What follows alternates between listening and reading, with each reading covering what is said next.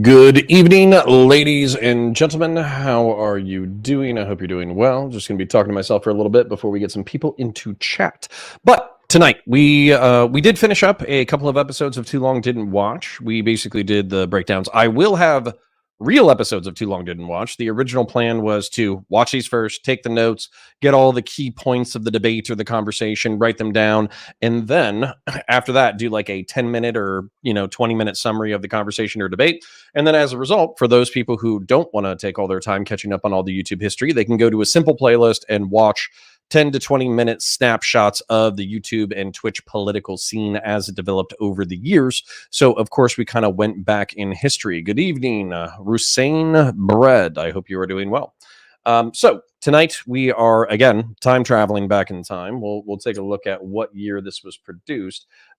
The truth is that Dave Rubin, so 7 years ago now, this was originally shot March 3rd, 2017, which is interesting. I know this might be a little bit old for some folks, but the truth is that this was actually kind of the culmination, I would say, of a lot of the shit posting that was happening at that time. And in many ways has continued into the modern era. When we look at Trump right now, this was immediately after Trump's election. This was at the fever pitch of the mass immigration into Europe. This was at the fever pitch of the right versus left stuff. I think this is probably either right before or immediately after the Charlottesville car attack. So these are kind of like seminal moments in the history of YouTube and Twitch politics. And as a result, I think we need to go back. We need to look at what some of our creators have been telling us for a few years now. We need to see how things have changed, and we need to develop them. Dankula Vosh debate when Sten Franklin trying to come in with giving us some brain damage, trying to give us some psychic damage almost immediately. We can add it to the list. As a matter of fact, let me go ahead and add a couple. So I kind of wanted to do, I don't want to overexpose you guys to Destiny, but I kind of wanted to do Destiny Lauren Southern immigration debate. I wanted to do that, but I'll add Dankula versus Vosh. That's another pretty important one. If you guys have suggestions, I am taking suggestions. So, older kind of the better, because we're doing the foundation right now of kind of like building the building blocks of the content and also kind of like setting the foundation for Twitch and YouTube poll. But if you just have like kick-ass debates that you're like, yeah, that was a big dope fucking thing, then feel free to comment it in the chat. Speaking of chat, we're just getting started, but if you have any donos, feel free to give them. If you don't have any donos, feel free to just like the stream. That helps it in the algorithm. That lets other people know that we're live, and as a result, they can come and enjoy the content as well. So Dankula is added. Without further ado, let us get into the content. And let me know if I need to Sunday versus. In case you missed it, I'm just back from a whopping 10-day social media news hiatus. Yeah, believe it or not, it is true. I did not look at my Twitter feed or follow current events or anything for 10 whole days. Amazingly, going offline for more than a couple hours seems like a superhuman feat these days, doesn't it? Just having. Oh, this is bringing me memories. So I know this is probably going to turn off some people immediately, but I actually think it's really funny. This is why Dave Rubin, I thought, was relatively wholesome at the time. Seemed like a nice fella, a nice homosexual fella who was gay married. Isn't he so reasonable? He's the liberal who thinks that the left has gone too far. Doesn't that just warm your cockles in your chest, not your actual cock and balls? So Dave Rubin, obviously, I would say that he found his niche at this point. I didn't really feel like he was particularly fake or phony or saying shit in order to grift, but I already have my good friend Gassim. He was like, not really. No, this does not warm my cockles. Okay, well, we'll continue then. Having one single day without looking at your phone, without reading the news, and without reacting to someone else's opinion, most likely someone else you've never even met, is becoming increasingly rare these days. This rarity, the ability to live life without being constantly connected, is going to become more and more important as our physical world continues to collide with the digital world. We're so connected these days that we can't stop the onslaught of information for any amount of time that would allow us to figure out what's important and what is irrelevant. Or perhaps even more importantly than that, what's fact and what's fiction. It's very obvious to me that True, old Dave occasionally Rubin. True. causing this endless stream of noise Hi, is going to Masad. be How one are of you? the biggest challenges that faces humanity in the next decade. This This is true. challenge will be vital not only for millennials, but for old-time Gen Xers like me, as well as the baby boomers who came before us. As for the kids growing up with an iPad in the crib, well, good luck with all that. By doing pretty much nothing on my vacation besides laying at the beach. I don't know if I want to watch him talk about his vacation. I kind of want to get into the content, but can you see how it's a little bit more wholesome, Dave Rubin-y? I know that some people are like, no, he was always fake. He was always a phony. But for me, that was like, he's like talking about touching grass. He's talking about being outside. He's talking about the challenges of the digital real world landscape. Those are all like, even if you think that he does not personally mean them, I feel like those were coherent thoughts. E-Bomb says, what's fact and fiction? Proceeds to lie and misrepresent everything. Yeah, I think that's actually, that's the problem, right? He's then like, I'm a conservative and I'm a Christian and I believe in the literal resurrection of Jesus Christ. And on top of that, I think my own marriage is wrong. And it's like, all right, who paid you, bro? Who's paying you, little bro? Somebody is paying you, little bro. And like, obviously, like, hey, I'm saying that one of the big criticisms against me is that I'm getting paid by the progressives. But the good news is the progressives largely don't give a shit what I'm saying because I'm more popular with Warhammer than I am with politics. To their own detriment, they will suffer later once we are more popular in politics. So Dave, the Mossad says Dave is okay, not the brightest spark, but he means well. He likes to talk about his food. Interesting. And then Rusain Bread says, have you done the Brandon Herrera Congress elections? No, I haven't. But I mean, if I remember correctly, he lost, but he lost by less than 1%. So considering he was a YouTube shit poster who spent $1 million on a campaign, and I didn't really see hitting the ground particularly hard compared to what I know other campaigns to do, I think he did fairly well. And I think that if he actually wanted to be a representative, he could probably win. But I think after that experience, he probably doesn't want to do it. So he probably just wants to be a YouTuber and make content and build guns and blow stuff up. So good job, Brandon Herrera. Good job on your run. I'm happy you lost by 1%. That way you don't actually have to do that job. And instead, you can focus on exploding things with firearms. Kasim says he was trying to maintain a centrist line back then. True. So let's see how centrist Lauren Southern is. That's actually what I'm excited about. I'm wondering if she's going to come out and be like, yeah, fuck Muslims. Like, I'm really wondering where she's going to be at this particular point in time. Me this week is an author, a journalist, and a commentator on the Rebel TV. Lauren Southern, welcome to the Rubin Report. Thanks for having me. We are way overdue. Rebel TV. This is way back in the day. Yeah, there's been a lot of comments on Twitter constantly, when are you going on Rubin? When are you going on Rubin? So people are probably going to be pretty ecstatic to see this. They are already ecstatic. You have to do what Twitter demands of you. Of course. You find that all what your do the Twitter day-to-day... gods say? Yeah, you have to. Now you are coming, we're here in LA, but you yesterday, I guess, were in Mexico at an anarchist convention? Yeah, it's called Anarchapulco. So a bunch of hippies, bunch of anti-status. You had people like Adam Kokesh there and Jeff Berwick, all of these, Luke Rudowski. It was a lot of fun, of course. Every table I sat down at, they'd like, look at me. Are you a statist, you know? But I think we agree on more than we disagree. So I had fun there. Yeah. So we've only met once, and it almost seems like a lifetime ago.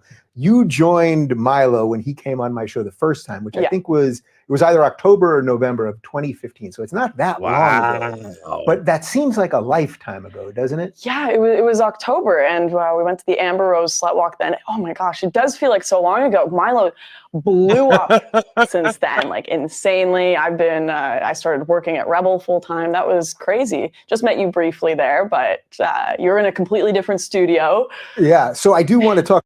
Yo, can you see like the naivete and like can you like right now, Lauren looks like a grizzled veteran because she's been through the fucking meat grinder, right? Like she's seen things, she's done things. She went and did Borderless. She went and did Crossfire. She, got married, had a kid, got divorced, had the entire internet talk shit about her.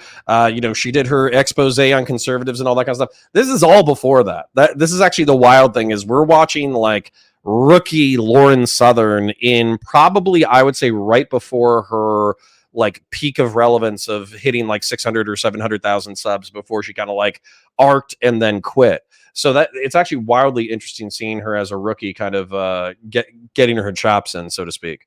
talk about your rise, but let's talk about Milo for just a second, because if you mention his name and then you don't say something, everyone's going to freak out.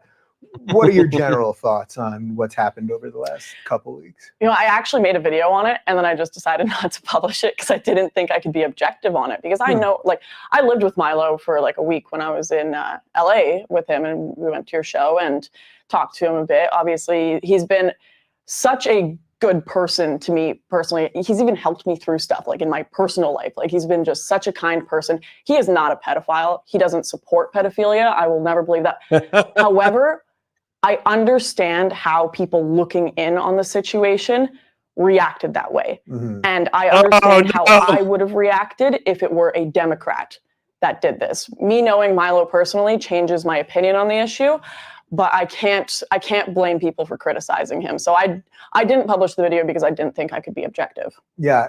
Isn't that one of the tough things of being sort of an online person, is that you feel like you have to comment on everything. And in this case, you're actually friends with the person. And it's like, no matter what you say, a certain amount of people are going to be angry at you for it. Yeah. It was tough to watch. It was tough to watch because it was so, as much as it was. I want to let them get through it before we break that down. Folks that were, he had said they came out of his very own mouth. It was obviously something that was coordinated to get him to not speak at CPAC. Obviously something coordinated from the right, which was even more crazy to me, to take him down. So, I mean, it's hard to not take that into consideration when thinking about it as well. And that's what worried me too. I thought about, what if I get to the size that Milo is one day? What if I have 2 million Facebook followers one day and people go back and they just rummage through the stuff that I've done? What would they find? And, you know, I thought about this one video I did in high school. It was for a grade 12 history project. Oh, and I want to pause that before she has an anecdote. So for those of you, this is actually like ancient historical lore at this point, and it's actually really funny looking back on it because it was so huge at the time. For those of you who don't know, Milo Yiannopoulos, I'll actually, can y'all see if I open a new tab? No, you can't. Okay, don't worry about it. Milo Yiannopoulos, chances are if you're in Twitch and YouTube politics, you vaguely know him. He was a brazen, aggressive, boisterous homosexual who was a part of the dissident right, alt-right, conservative, contrarian, pro-Trump, whatever. And he fit in this really interesting niche where he was saying, you know, I'm gay. I clip that. Milo was saying that he was gay. That he led a promiscuous lifestyle when he was younger, that he liked to party, like he liked to do this, he liked to do that.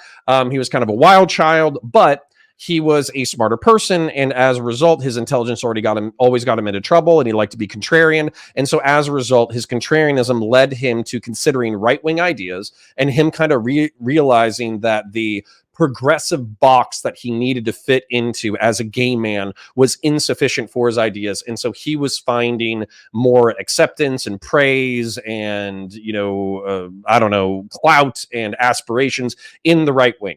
And so as a result of kind of his meteoric rise as a controversial figure, he became a lightning rod for like the battle at Berkeley, which is where he was going to speak at. There was a battle at Berkeley, which was just like Antifa and Proud Boys fighting. But it was also the speech that he went at where Berkeley had one of its first riots where they were setting shit on fire. I don't know, 2016, 2017, whatever. And so what ended up happening was he rose up so much, but the way that he always attracted an audience was by saying the wildest and most aggressive shit possible. And so what he did is he said that he was molested by a priest. Who knows whether or not that's true? That he learned to give good blowjobs by being molested as a priest, as a minor. That it's common in gay culture for, you know, minor men to engage with adults. And he did not view himself as an abused person or a victim. And if anything, he saw himself as like the aggressive party in the scenario where he was going after men in order to, you know, have gay sex. Now, he actually repeated this a few times. I think he might have said this on Joe Rogan. I think he might have said this on I know for sure he said it on the Something Peasants, the Dirty Peasants or something like that podcast, something with TJ Kirk. But he said this like 3 or 4 times. Drunken Peasants, thank you. He said this like 3 or 4 times before it finally caught up to him. And then what was happening was he was invited as a guest speaker at CPAC.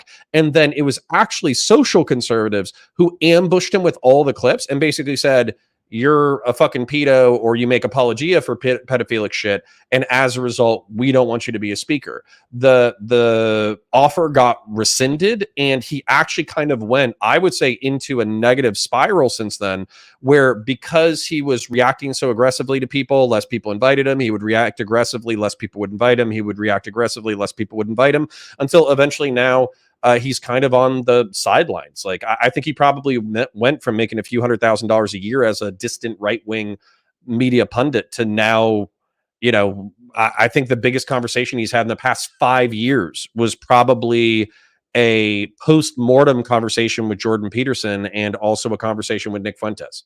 I think that's his biggest appearances in the past like 2 or 3 years. Oh, who was it? God, why can't I think of his name? I can see his face. Come on. There was a lefty who kind of owned him in a debate and he freaked out.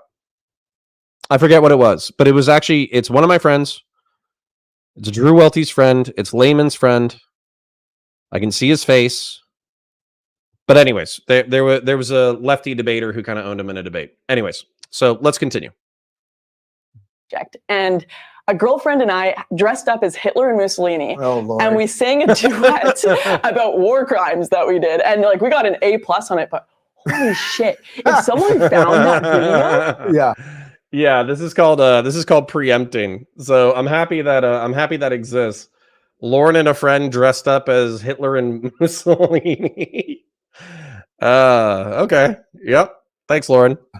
And took it out of context. Like the stuff that they can do to you if you have an arranged, coordinated attack against you, horrifying. So was this just a very slick move by you, just mentioning this video right now? Because now, you know, you beat them to the punch. Yes. That's something like 8 Mile. You know, you got to self-dox. You got to get there first.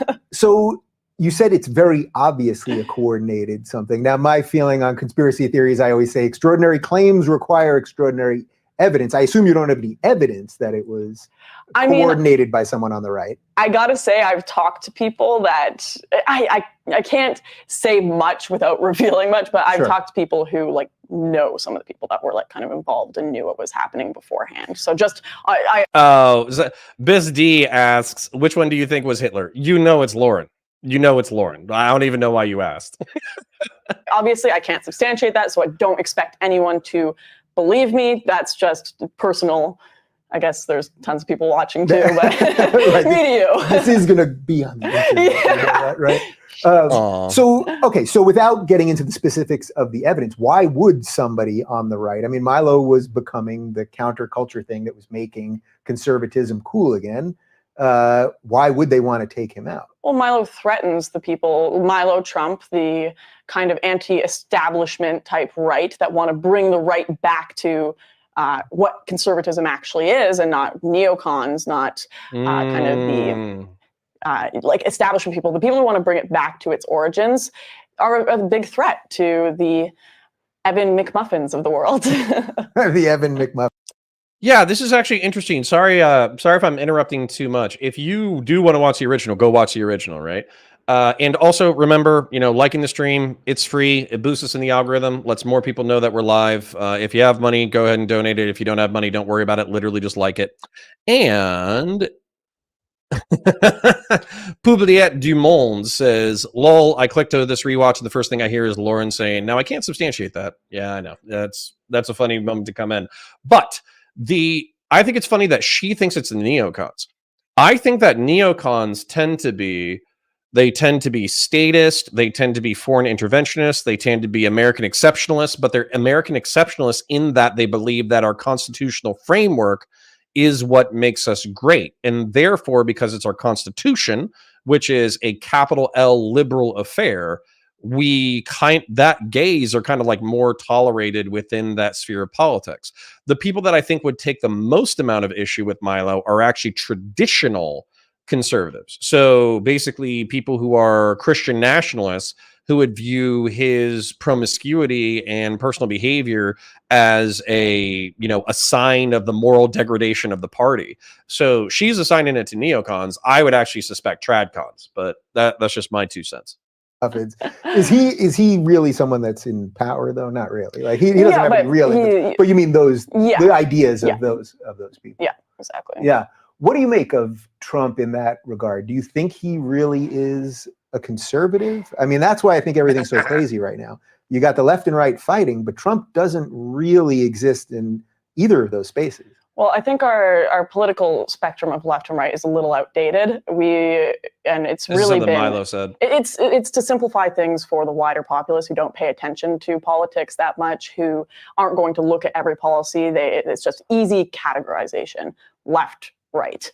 Whereas, I mean, you have Trump coming out, and I don't agree with this, but he's going and putting out policies like supporting women in science and this kind of stuff. And it's like, oh, that's kind of a lefty thing to do, right?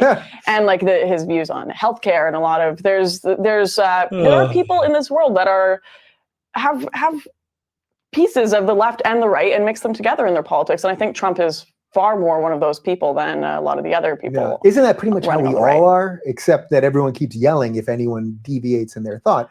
But we all are complex and have inconsistencies and have pieces that might feel a little more left or a little more absolutely. right. Absolutely. People need categorization in order to understand things. I always had a problem with using the word the left to describe people. I mean, I grew up listening to people like Ann Coulter and Dennis Prager, and they used the word the left a lot. But then I'd listen to people like Sargon of Akkad, and they're like, I'm a classical liberal, right? So I'm like, oh, do I want to use the word the left to describe everything? But when you do more and more videos online, you kind of realize it works. You get more views, more people pay attention because they understand that. That's already I don't blame people for not being totally engaged in politics all the time. They have jobs, they have families to take care of, they have real lives. Yeah. When does she talk about diddling destiny? Okay, number one, extraordinary conspiracies require extraordinary evidence. Okay. Number two, even if we were to accept that as a possibility, this is very much before her friendship with Destiny. This is Lauren Southern Flairboat. This is Lauren Southern Dave Rubin. This is Lauren Southern Stefan Molyneux. This is Lauren Southern pre-Destiny friendship. So, and they debated for like a year or two before they became friends as well. So this is well before anything I think Destiny related. So this would be more the Stefan. If you all remember the Stefan Molyneux stage of Lauren Southern, that's when it was. And QC John says, Connor in chat, haven't caught a stream in a while. How is everything tonight? Everyone tonight, we are doing beautifully. Welcome aboard. Good to see you again. I hope you're having a beautiful evening. And the only thing that I wanted to say so far is I think Lauren is correct that there's an incentive structure for creators to identify within a political binary. Then there's an additional incentive structure to not piss off people within your binary. And then there's a same incentive structure in order to exclusively attack the other side. If I had to say, if I wanted to absolutely grift, and I'm not saying I'm going to do this, by the way, I'm just saying that I think this is the grifting model. I don't think that you come in as a personality and you have your personal beliefs and then you espouse them to the internet, and then you kind of you can attract people to your way, and that can happen kind of. But I think the easiest way to get really big really quick is find a large ideology that already has a bunch of adherents and then just tell those people what they want to hear. So when I hear Tim Pool, when I hear who's that lefty guy, Sam Cedar, not that he's getting crazy numbers, but still, when I hear Steven Crowder, when I hear whoever, I don't think that I'm really hearing that person. I am hearing that person audience captured and playing to a base that they know. I think part of the difficulty that I have in my own creation or my own content creation, particularly when it comes to politics, is I kind of have heterodox views. So while I can articulate my heterodox views and where I think they line up on the political spectrum, it doesn't speak well to a single political faction. And that's a difficulty. Well, QC John says, please tell me I'm not the only person here that thinks Lauren looks way better now that she hit the wall than when she did back when she was sinking ships. I'm going to leave that up to Chad, okay? Good government would be one that we don't have to talk about all the time, right? Exactly. So libertarianism. To be a little compartmentalized so that wider society can understand what's going on. So when you say the that's left, more cute. people kind of understand what you're talking How about. quaint. Now. Libertarianism. Of course, if you say that in a political science classroom, the professor's going to be like, what are you talking about? Elaborate, right? Right. So before we get too deep into all the political stuff, tell me a little bit about your history. Like, what even got you involved into politics? Were you always into politics? Oh, well, yeah, I've been into politics since I was a kid. I think you recently had Dennis Prager on the show. My dad used to listen to Dennis Prager all the time when he would drive me to school. And this is when I was like 13. And he'd be driving us to school, and I'd love listening to Dennis Prager in the background. Super interesting. It was the opposite of what I was hearing in the classroom all the time. So it made me a very kind of anti-authority kid, because I'd always be like, but what about this? But what about that? And all my presentations would be anti what the teachers would say, because I just had so much fun with it. How does that go for a kid in school? Stop simping. Not so well. I mean, I had a lot of bad, get kicked out of classes kind of situation. I was definitely a or D student. Like, I'd do very good in the classes that I loved, but if I didn't get along with the teacher, like FD student, right? Yeah. But yeah. Hold on. So Sten Franklin says, remember Dave getting booted from the Joe Rogan Experience for being too minarchist? No, I don't remember that. What I remember is that Dave was a fucking liberal, like a classical liberal. He had 3 conversations with libertarians, and libertarians probably gave him some money. And then he was like, what about libertarianism, guys? And then he would have all the talking points, but none of the philosophical rigor to get backed up.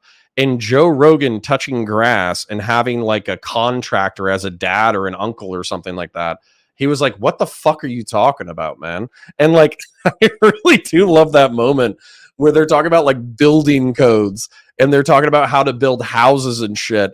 And Joe Rogan's talking about the importance of regulation, and Dave's like, yeah, but couldn't we just like remove regulation, and then like the businesses would just, they would want to optimize their customers, so then they would just build the best houses possible? And Joe was like, no, absolutely fucking not. What you would have is a bunch of contractors basically building shitty houses that would explode or catch on fire or collapse, because they would know that they could move into a different area in order to continue working. And as long as they maximized their profits and got as much money as possible, they would fuck over and kill a bunch of people and then dip out of the market.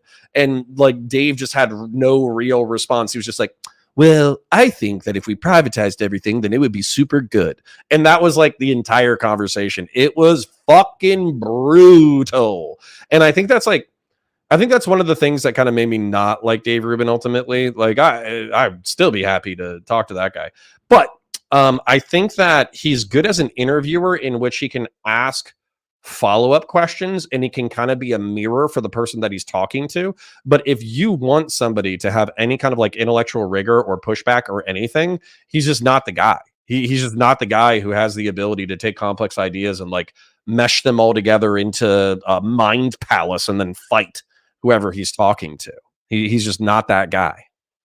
Yeah, it was kind of that. I started downloading the Dennis Prager podcasts on my own and listening to them. But one thing I will say is I never had my views forced on me growing up. It was always my dad. I would come home from school and I would learn something at school or whatever, and I'd tell my dad about it, whether it be privilege theory or about kind of the history of Canada and how whites were oppressive to natives or something. And he would just ask me questions. He would never say, no, you should have this right-wing opinion. He would be like, okay, natives, for example, do you think that they had war and fights here before the settlers came to Canada? Do you think that happened, Lauren? Do you think it was a black and white situation? And I kind of sit there and think to myself, I don't know. And I'd look into it on my own, right? He'd just ask me questions. And all right, hold on. We gotta hand Lauren a dub real quick. Cam loops, okay? Some of y'all, and chances are a healthy chunk of people who are going to watch this as a VOD, you might have bumped into me in my duo debate with Lauren Southern, myself, Tale of Twin Rabbits, and the Surfs TV, in which Lauren Southern and I probably annihilated the other side, not through competence of our own argumentation, but because the other side was so ill prepared to have any kind of conversation whatsoever on the facts of the matter. And when we got to the topic that we were going to rail them the hardest on, they almost instantly conceded. That it was so fucking bad. And Lauren, because she has autism, she actually wanted to kind of be like more aggressive and push back on the cultural genocide kind of concept or whatever. But I kind of talked to her about it and I was like, hey, well, like, are we denying that kids were taken to the reservation school system? Are we denying that they died of disease? Are we denying that, you know, their culture was effectively taken away from them from a Native American place? And I think that, you know, not to call her an ethno-nat or whatever. I don't know what her firm beliefs are on ethno-nationalism or nationalism these days. But, you know, she was like, I think she kind of saw that even with dissident right-wingers in her audience, the cultural erasure of a society is kind of disgusting no matter how you slice it. And so as a result, I think she was empathetic to Native Americans and the fact that they were basically like their entire culture and children were ripped away from them and how fucked up that was. So we went into that debate conceding the quote unquote cultural genocide, that Native Americans had their language stripped away from them, that their kids were taken into the school system, that many of the kids died of disease or exposure or whatever. But we pushed back firmly on the concept, which was kind of present at the time, that like the Canadian government was walking into like Native American reservations, just kidnapping children and then just fucking murdering them for fun. That was something that we just absolutely fucking annihilated from the conversation, and they didn't have a preparation for it. Lauren was ultimately more vindicated than I would have given credit for, where Kamloops at the time, they were doing ground penetrating radar in order to try to find, you know, graves. They didn't find shit. They didn't find fucking anything. Imagine like the Spaceballs thing where the guy's like combing the desert with a literal comb. We ain't found fucking shit. Like that's what happened.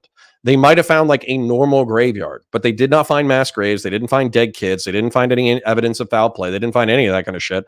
And so Lauren had a few tweets probably in the past like month or two celebrating that fact. I, of course, don't like celebrating dead children too much, but, you know, is what it is. And take the W when you can. So Lauren got a W.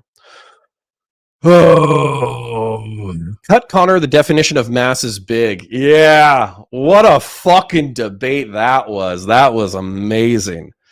And yes, E-ban is correct. Like the stream, it's free. If you're a brokey, you don't have any other way to help out the stream, go ahead and click the like button. It helps me out in the algorithm. Other people know that we're live. They come hang out with us. They add to the chat. Diversity is our strength, guys. So like the stream so we get more diverse chatters in our stream. Then, if you do have money, if you got a Twitch membership, if you have a super chat, if you have a YouTube membership or whatever, Sultan Al Fahim says broke. It is okay. You are my dear friend for being here nonetheless. I appreciate it. Are you live on YouTube or Twitter? I am live. Hello, Karatani. I am live on YouTube and I'm live on Twitch. So let's continue or else I'm going to keep ranting for the next 2 hours. Whatever the better argument was that I'd find was what I would go with. And if that argument was debunked one day, that's what I would go with later. Right. Yeah. So that was I had a very good childhood, very good parenting, I'd say. And that my dad's interest in politics and him always questioning me led me to take political sciences when I went to university. Were you a political science major? I was, but I dropped out. It's a waste of money. Oh, you dropped out of school altogether. I dropped out of university. Yeah. Sunday would have a field day with that. I went to go major in political science, did like 2 years, and then I was like, peace. I'm not going to pay any more for this stuff. I can learn on my own. I thought you were going to say that you had graduated as a poli-sci major, which would have made the two of us the only two people that ever used that degree to do something in politics. Exactly. It's what is it, like poli-sci, philosophy, all of it. It's a barista degree. Remy LeBeau for $3 says, yapping tip. Thank you, King. Much appreciated. Right. So do you consider yourself a conservative? Again, you know, this has been a through line through all my shows with the labels, and we've already addressed that they don't quite make sense. But you strike me a little more as a libertarian. And I guess, as you just said, the anarchists will consider you a statist. Exactly. But what do you really consider yourself? Oh, yeah, putting a label on it, it's so hard. National capitalist, libertarian nationalist. But that's the thing. To libertarians, I am a conservative. To conservatives, I'm more libertarian. Yeah. What do we need to know about? A centrist. Now, a nationalist, let's keep that in mind, but a centrist.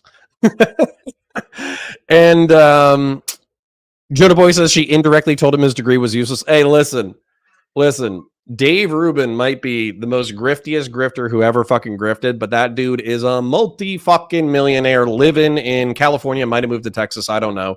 And that motherfucker does not give two shits about our fucking opinions because his grift has paid off and then some. GI says poli-sci degrees are not bad. I would say it's not bad if you're going pre-law, but you know, it's probably hard to get like a decent paying job as poli-sci, I would say. Canada, just the politics of Canada, because I feel like we know nothing about Canada. We see Trudeau and he's smiling, or he's on the mosque floor with the men, half mocking that the women are segregated and some other things. But what do we need to know about Canada that we don't know? Well, Trudeau quite literally got elected because of his hair, like, and because it was nepotism because of his father and who his father was, and most people within the. Hold on, you guys need to know something. As a matter of fact, I'm probably going to fuck up the stream in order to do it. So Google, this is a conspiracy theory that I 100% believe in. Fidel Castro, Justin Trudeau, comparison pictures. So Elder Trudeau was kind of like a centrist who pissed everybody off. And he liked to go to Cuba in order to have relations between Canada and Cuba. And they greatly admired each other. And they had a close relationship. And allegedly, the Trudeaus like to party a little bit. And I'm going to share this tab with you because my sons are the spitting image of me. Okay? They look like a 50-50 combination of me and their mother. Okay? And we are going to look at this. Because look at this motherfucker. Yo,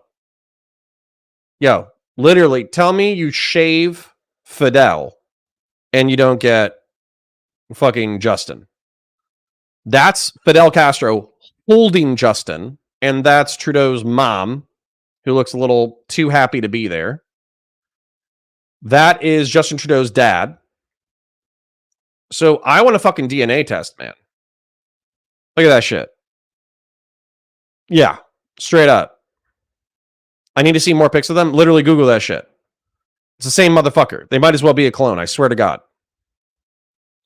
So if I was a Canadian and I cared about this, I don't fully care about this. But if I was a Canadian and I cared about this, I would make it my life's goal to get a meeting with Justin Trudeau. And I would pluck one of his hairs or I would steal his glass. And I would DNA test that shit like a motherfucker. So, yeah. Yep. So, all right. Doesn't seem like we have that many people in chat pushing back against my conspiracy theory. Fantastic. Let's continue. The Canadian government that work for Trudeau. I mean, I'm not too much into the politicians are puppets conspiracy. Trudeau is literally a puppet. Like, he's like, they just made him the leader because they knew he would win because of his pretty face and because of his father. And then they all think he's a joke. So that's Canada right now. We are being led by a literal joke that is a joke to his own party. And what I'd say to everyone who likes liberty is look into Maxime Bernier. He is a French-Canadian candidate that is literally a libertarian running for the Conservative Party right now. And I think he has a real shot at winning. He has the most campaign donations of any of the candidates running right now. And he's like a literal Rand Paul. Imagine if Rand Paul had the highest campaign donations in the American election. That would be crazy. So he's been fun to watch. We've got a few okay candidates. No Trumps. Kevin O'Leary is not Trump. Is he not? That's where I was going next. He's not Trump. No. He's he makes lots of comments about anti-gun comments, pro-refugee comments, very, very globalist policy. You'll have to I don't have it all on me right now. My coworker, Faith Goldie, she's done a really good video talking about this and why she doesn't think Kevin O'Leary is Trump. But yeah. So in a way, he'd be too centrist to sort of capture the imagination the way Trump did down here. Yeah. And I mean, we've got a lot of politicians in Canada trying to be Trump right now. We have this one lady, Kelly Leach, and she is the one who's been in the news lately because she came out with a immigration test where she wants to test for Canadian values. And everyone was like, wow, is this our Trump? Like she has a real stance on immigration and making sure people assimilate.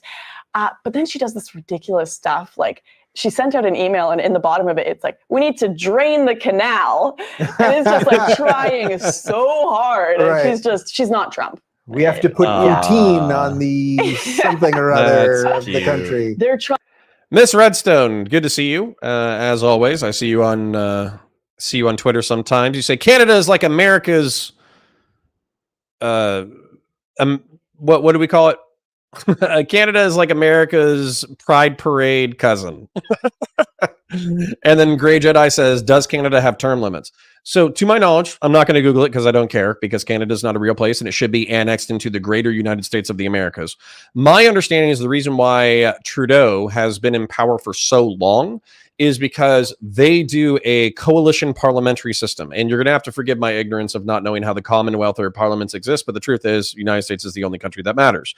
My understanding of the parliamentary system, though, is that you can actually have multiple factional governments. So you can have the far left, which if I remember correct, is like the NDP. You can have whatever Trudeau's people are. I'm sure they're called liberal or something like that. You can have the conservatives. You can have the libertarians. You can have all this kind of crap, right? And so what ends up happening is the conservatives, if I remember correctly, the conservatives technically outnumber the liberals, but the liberals make a coalition government with the NDP, which is like the far left.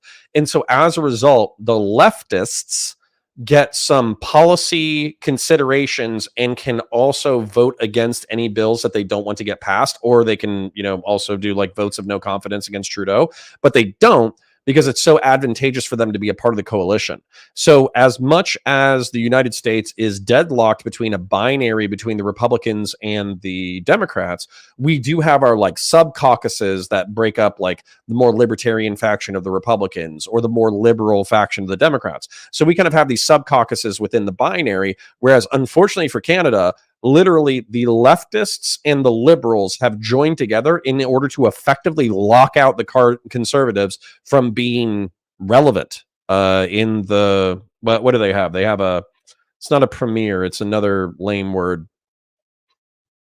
Who cares? It's not president, prime minister, or some shit like that, right? So Canada let us borrow their tank once. Cool. Well, okay, so I gotta point this out, though. Just like the Fallout universe, Canada got straight annexed. Yes. So here's the thing. Canada's largest robbery in its history. This is something that Joe Layman, if you're unfamiliar with him, he used to be on the debate scene. If you're unfamiliar with it, if I'm incorrect, I'm going to blame him. Canada's largest robbery in history was maple syrup. Literally a decade or two ago, some thieves jacked millions of dollars of maple syrup, sold it on the black market, never got caught, and that is the largest heist in Canadian history. So if you need to think about how silly of a fucking country Canada is, just remember that the largest robbery in the country's history was of tree sugar. All right, let's continue. Trying very, very hard to emulate what happened in America. And then you've got another half of them that are trying very, very hard to not and condemn it and call it white supremacy. There's this guy named Michael Chong who is quite literally, he's just a liberal that's running for the Conservatives. And what did we called him our John Kasich.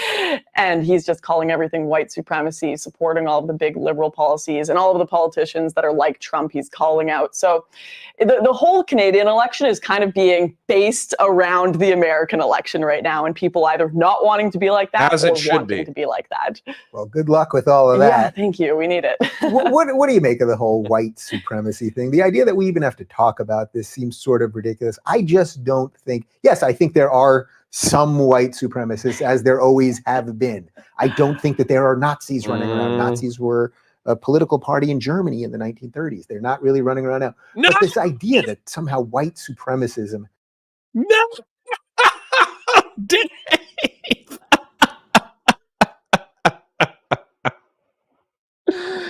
Oh no, sorry. I promise I'll explain myself. I did not expect that to come out of Dave's mouth. That is hilarious. That is actually super fucking funny.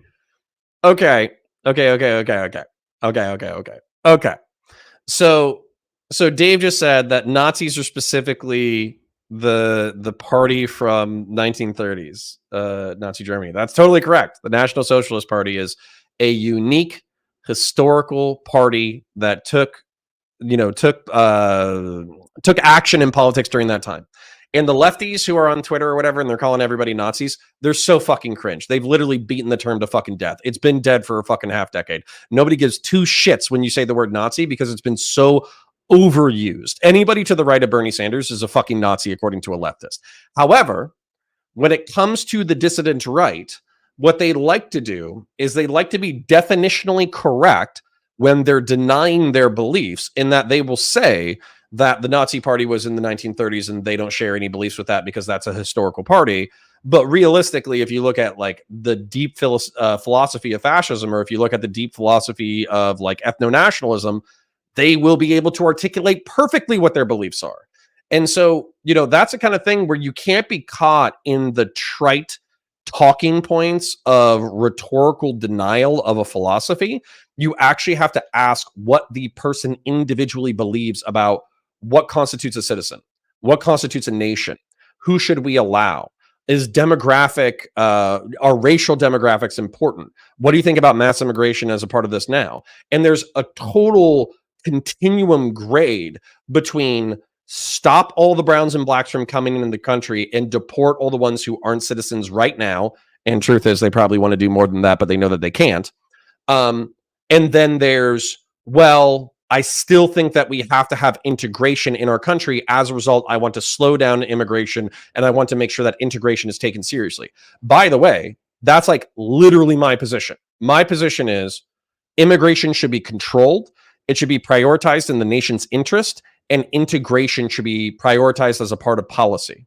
So within that like spectrum of belief of like what constitutes a nation and a citizen, you have a huge variety of beliefs.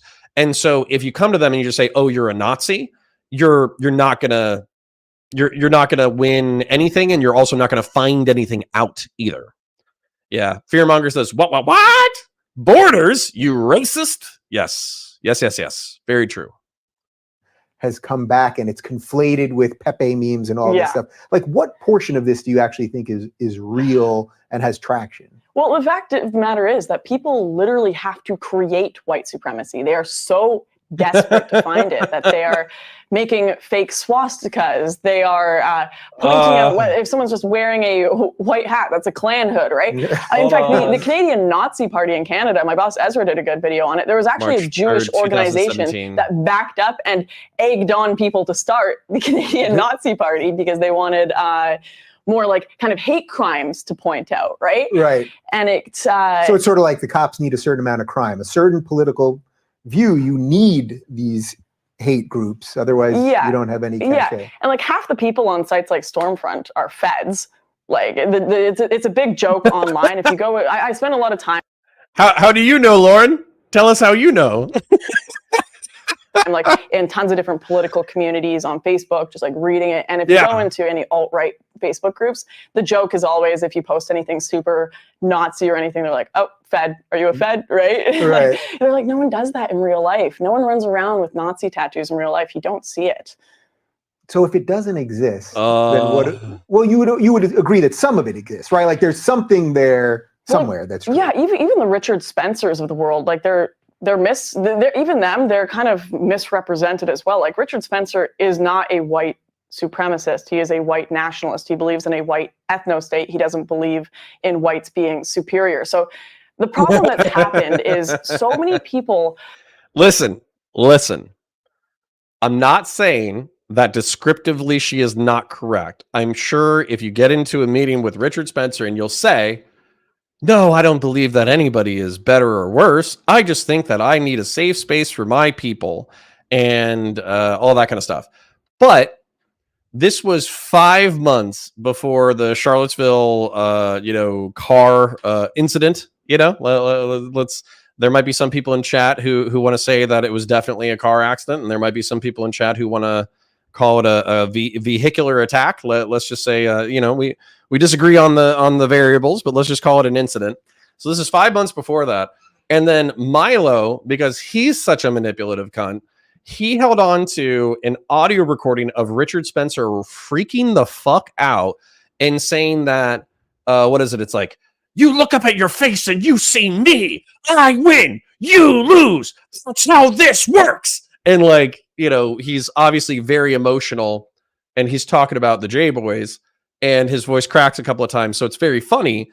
But I think that this is a hilarious little time capsule here where we have somebody basically saying like, oh no, even Richard Spencer, he's not that bad of a guy. Don't worry about it. Don't worry about it. It's fine. Richard Spencer, he's just a silly little small bean. He's just a little goober boy. Don't worry about it. Richard Spencer's a cute little small bean. Shit is fucking wild. Oh man. Yeah. Yeah. Looking at this with the benefit of history is actually really fucking funny. Oh man. Sorry, let's continue. Mrs. Redstone or Miss Redstone says that man was using slurs I'd never even heard. So true. He was saying things that like when you get wasted with your racist grandpa, he was saying that shit. That's what he was saying. That was fucking wild. They've never read fascist literature. Grey Jedi says you should do the Destiny Milo debate. Mind you, that's a newer debate. Yeah, of course. I'll add it. Let me add it to the list. I don't even know. I'm not even really taking notes because this is more of a conversation than a debate, but I'll try to take some notes. Hold on. So you said Destiny versus Milo debate. We'll add it to our list of future too longs didn't watch. Richard Spencer is an ethno-nationalist. God, that is just an ethno-nationalist, guys. He's not a supremacist. Don't worry about it. No big deal. He's a chill guy. Don't worry about it. They've never studied any of the far-right ideologies. They've just been told bigotry, repeat bigotry. So they have no idea what they're talking about. So now they've gone in, they called everything Nazism, everything white supremacy. The word means nothing anymore. And then when you have Richard Spencer's come out of the woodwork that supports a white ethno-state kind of thing, they don't even know how to argue against him because they've never even heard the arguments in their life before. The only argument they have is bigot. So if there is a white nationalist, white supremacist uprising in America, it's simply going to be because the arguments against white nationalists don't exist other than bigot. Other than you can punch Nazis exactly, in the face. And that's not a good argument. And it's literally bringing sympathy to the very, very few people that exist. Right, and that... Sorry, that's actually a wildly interesting point. So you can think that Lauren is hiding her power level or whatever. I don't know. Again, like I don't know how her ideas have evolved over time, even though I do consider ourselves internet friends. What she just said, though, is just fundamentally true. There's no research into dissident right philosophy, so there's no ability to rhetorically defend against it. That is just a true statement. And yes. Is also why I'm against punching these people. Beat them with better ideas, but punching them seems kind of crazy. So look, I haven't read a ton of really any of Richard Spencer's writings. I know who he is just from little clips that I've seen and things like that. Even if he could convince me that a white ethno-state is the right thing, I would never agree that it should be the United States. It's the reverse of what the United States would be for. So shouldn't he maybe be trying to have that white ethno-state somewhere else? If that's what he's trying to do. You're going to have to invite him on the show. I know you're not his lawyer, but you know what I mean? Like if you're trying to do it here, that's against all Rubin, of the drunken master and the premise of the United States of America. Yeah, well, I'm far more fascinated because obviously wouldn't that be an easy way to nip him in the bud? You'd think so. I mean, obviously, I don't see. I mean, I see like socialism super utopian. I see the white ethno-state in America specifically super utopian as well. Like. It's a utopian idea, right? They've got interesting movements in like France and everything right now, though, where they've got the identitarians talking about France belongs to the French people. And I find those arguments far more fascinating than the ones in Canada and America arguing for ethno-states that are super utopian and just not going to happen, right? I think it's actually a really interesting question to ask. Should Denmark remain a majority Danish people? And if you talk to liberals and you tell them, like, should Japan remain majority Japanese, they'll be like, yes, absolutely, right? So I think that's a far more interesting argument than kind of the Pepe, bring back the whites to power in America argument. And there's a lot more intellectuals in that I'm taking notes in Europe kind of as well. Yeah, how serious is that whole thing? I think one of the biggest issues that we're having right now is people can't really tell how serious the situation is in Sweden. You know, there was this whole thing with Trump last week, and then he sort of backtracked it a little bit, then he reversed the backtrack and all that. But what's going on in Sweden and Germany and France and now Holland, Geert Wilders probably is going to be elected, and Marie Le Pen in France. Like, how serious is the immigration situation? Well, I think people have reason to. Hold on, we're going to pause there because this is actually wildly interesting. I know Gassim dropped into chat earlier today. He would probably find this pretty interesting too, because this was, to be honest, this is probably what I had a conversation, three-way conversation with Lauren Southern, me, and Gassim. And it was basically like a 2-hour struggle session where I was trying to convince her of the benefits of civic nationalism. And we were also trying to go against the conspiracy theories that might be in Lauren Southern's audience. I don't think that she found it. She did what she needed to do for the struggle session, but I don't think she really, was like, oh yeah, Connor, you guys are so based. I believe in everything you say now. As a matter of fact, Gassim, you're my best friend. Come over for tea and crumpets. That did not happen. But I think that Lauren actually is kind of being earnest here in a way that I don't want to say like tips her hand, because I don't think that she's hiding her power level. I think she's being earnest in her statement, but her statement is interesting. So white identitarianism will not work in the US or Canada, and she finds it utopian. That's not to say that identitarianism or white identitarianism, according to Lauren Southern, is bad. She just doesn't find it convincing or probable or likely. Okay. Now, I'm not putting words in her mouth, but if I was a skeptical interviewer who wanted to hold her feet to the fire, I'd be like, well, even if you think that it's utopian, do you think it's preferable? Right?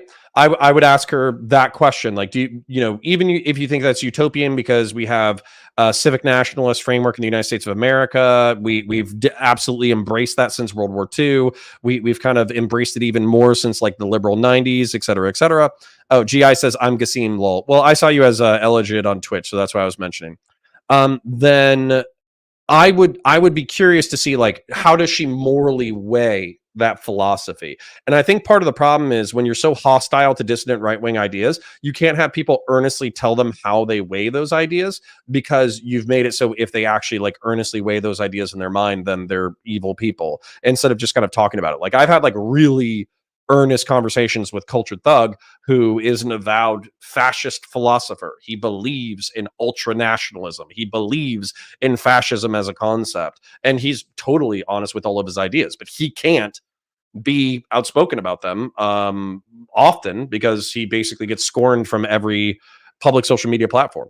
But then moving into, she does say something that's interesting, which is she's much more sympathetic to the French and European argument that they should be able to remain majority indigenous population. And she thinks that the identitarian movements in France in particular and in Europe in general have a lot stronger intellectuals in them. So if I was Dave Rubin, I'm sure he'll, we call it sweeping now because everything is sweeping. He might accidentally sweep and just be like, oh, ha, ha, ha, ha, very cool. Moving on to the next topic. So we'll see whether or not he presses.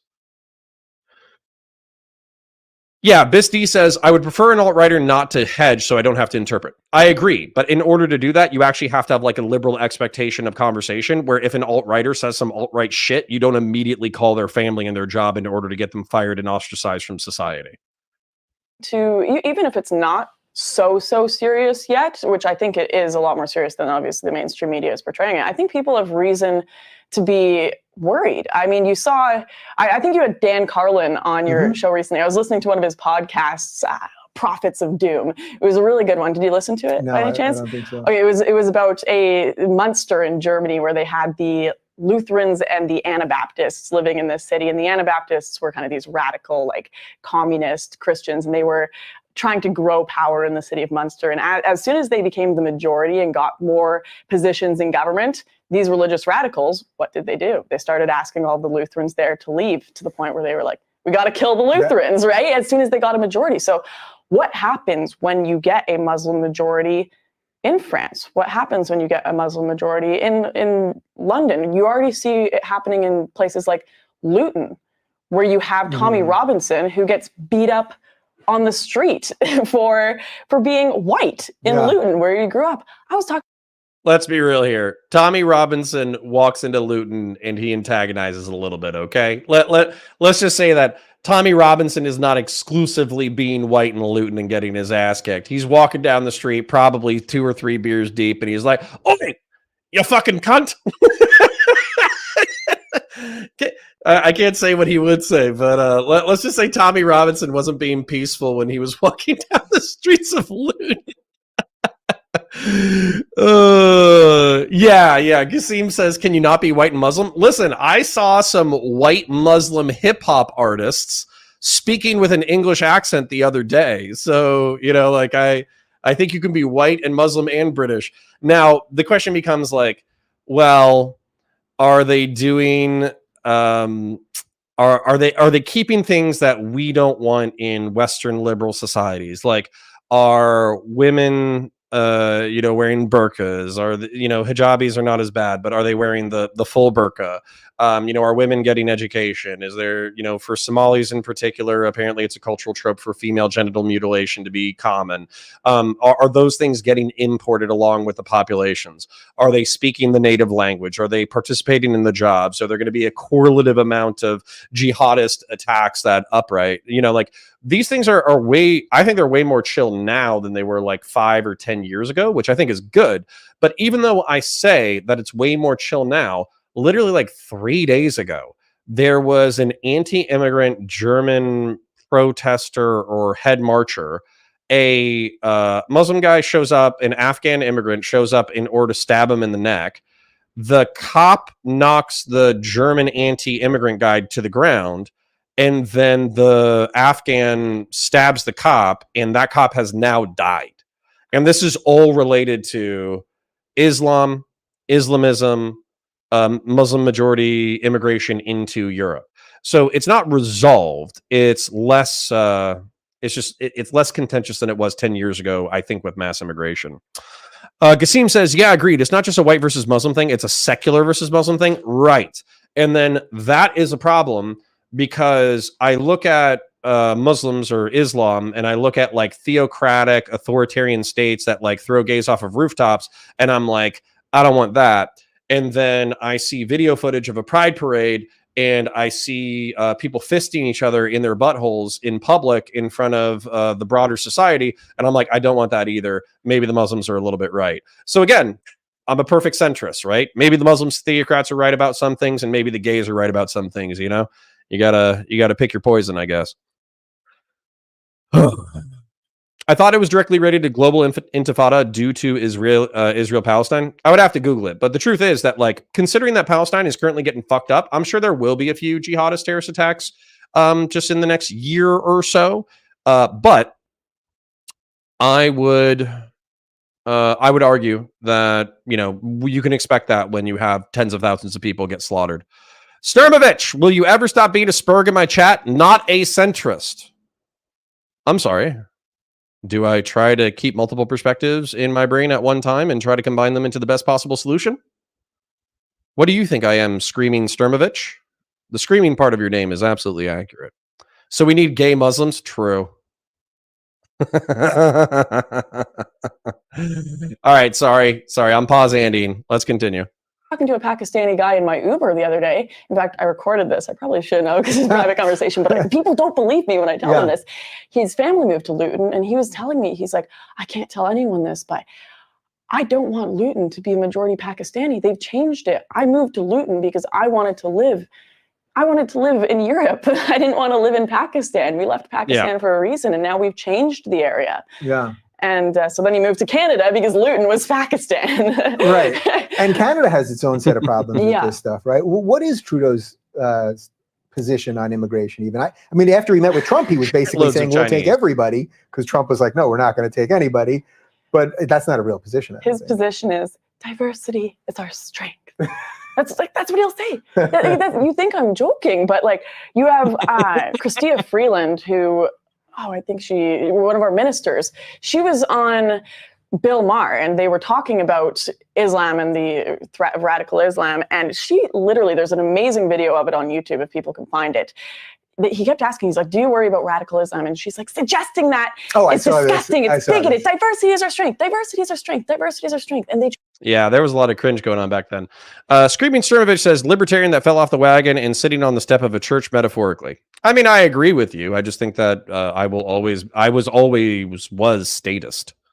Always was statist. And I'm way more communitarian than I used to be. Diversity is our strength. True. Diversity is our strength. So what I mean by that is, please like the stream. That way we can have more diverse folks find us and come join us in chat and shitpost and talk and have a good time with us checking out this time capsule from history. If you do have money burning a hole in your pocket, if you're a rich man, if you've graduated from your college programs, if you're making some money in the wage gauge, I, of course, always appreciate donations. If you're a brokey and you don't have the ability to give me any kind of money, then feel free to just use your Prime sub if you have it. Or just subscribe to the channel if you're not already subscribed, or like the stream if you haven't liked the stream. There are free ways that you can support the channel in addition to giving me money, and I will never complain. Biz D says, I'm a diverse. Excellent. I think we had a trans gal earlier. I think we have we got a brown. We need a black. Karatani was here earlier. We had a black. So yeah, we just need some Asian representation. That's what we need to work on next. We not like Asian like Pakistani Asian. We need Asian like Chinese or Japanese. So yeah, let's continue. Just keep repeating it. That's our liberal government. That's the CBC. They just keep repeating diversity. Gray Jedi is Karatani. Oh, so you guys all abandoned Twitch chat to suffer. Got it. Diversity is our strength. And once again, this goes back to, I think that kind of stuff is leading to a rise in more extreme right, because they're not getting answers to their worries about immigration from legitimate questions. Exactly. I am on Twitch and YouTube right now, but stream both. Okay. Join on YouTube chat if you want to hang out with the more active chat, and stay on Twitch. That way we get the little metrics that allow other people to join us as well. Dude, we got Puerto Ricans, we got black, we got Irish, we got Mexican, we got gay. Dude, we're the most diverse stream on Twitch and YouTube politics. We got a ginger. Literally, we are only missing like Japanese, Cambodian, Thai. We're missing Far Eastern Asian. That's what we're missing out on. Yeah, I mean that's what I spent 2 years when I talked to all the people. I had Sam Harris and Majid Nawaz and I on Hersey Ali and Douglas Murray and Milo and Tommy Robinson, by the way. Mm-hmm. So a guy like Tommy Robinson, I got a lot of shit for having him on, just for talking to the guy. And he strikes me now when I see what he's tweeting about as extremely moderate, like someone that cares about his country. Yeah. I can't say off the top of my head I have ever seen him tweet something that I thought was blatantly racist. There may be he's in it on such a personal level where he's been punched in things where I'm not defending his whole Twitter account, but you know what I mean? Like I see someone that's actually basically trying to do something good. Yeah, and I think you're going to see a lot more liberals, especially in Europe, especially in France, you're already seeing it, where people are like, shit, we have a problem here. And the liberals admitting we have a problem here. And it's going to become more and more mainstream as soon as... Okay. Sturmovich. I'll stop surging when your politics aren't the equivalent of a dog shit smeared on a window. At least you gave me the smiley face with the tongue out. Okay. All right. You saved it at the end with the smiley face with the tongue out. Jesus Christ. Oh, let's continue. This summer, there are 6 million... Hold on. This is actually a real point. So liberals will start complaining eventually. We have finally seen this. This was shot in 2017, so it's taken almost 6 years, took 5 years. And what happened was, at least with the Biden administration and also with Germany as well, with Angela Merkel.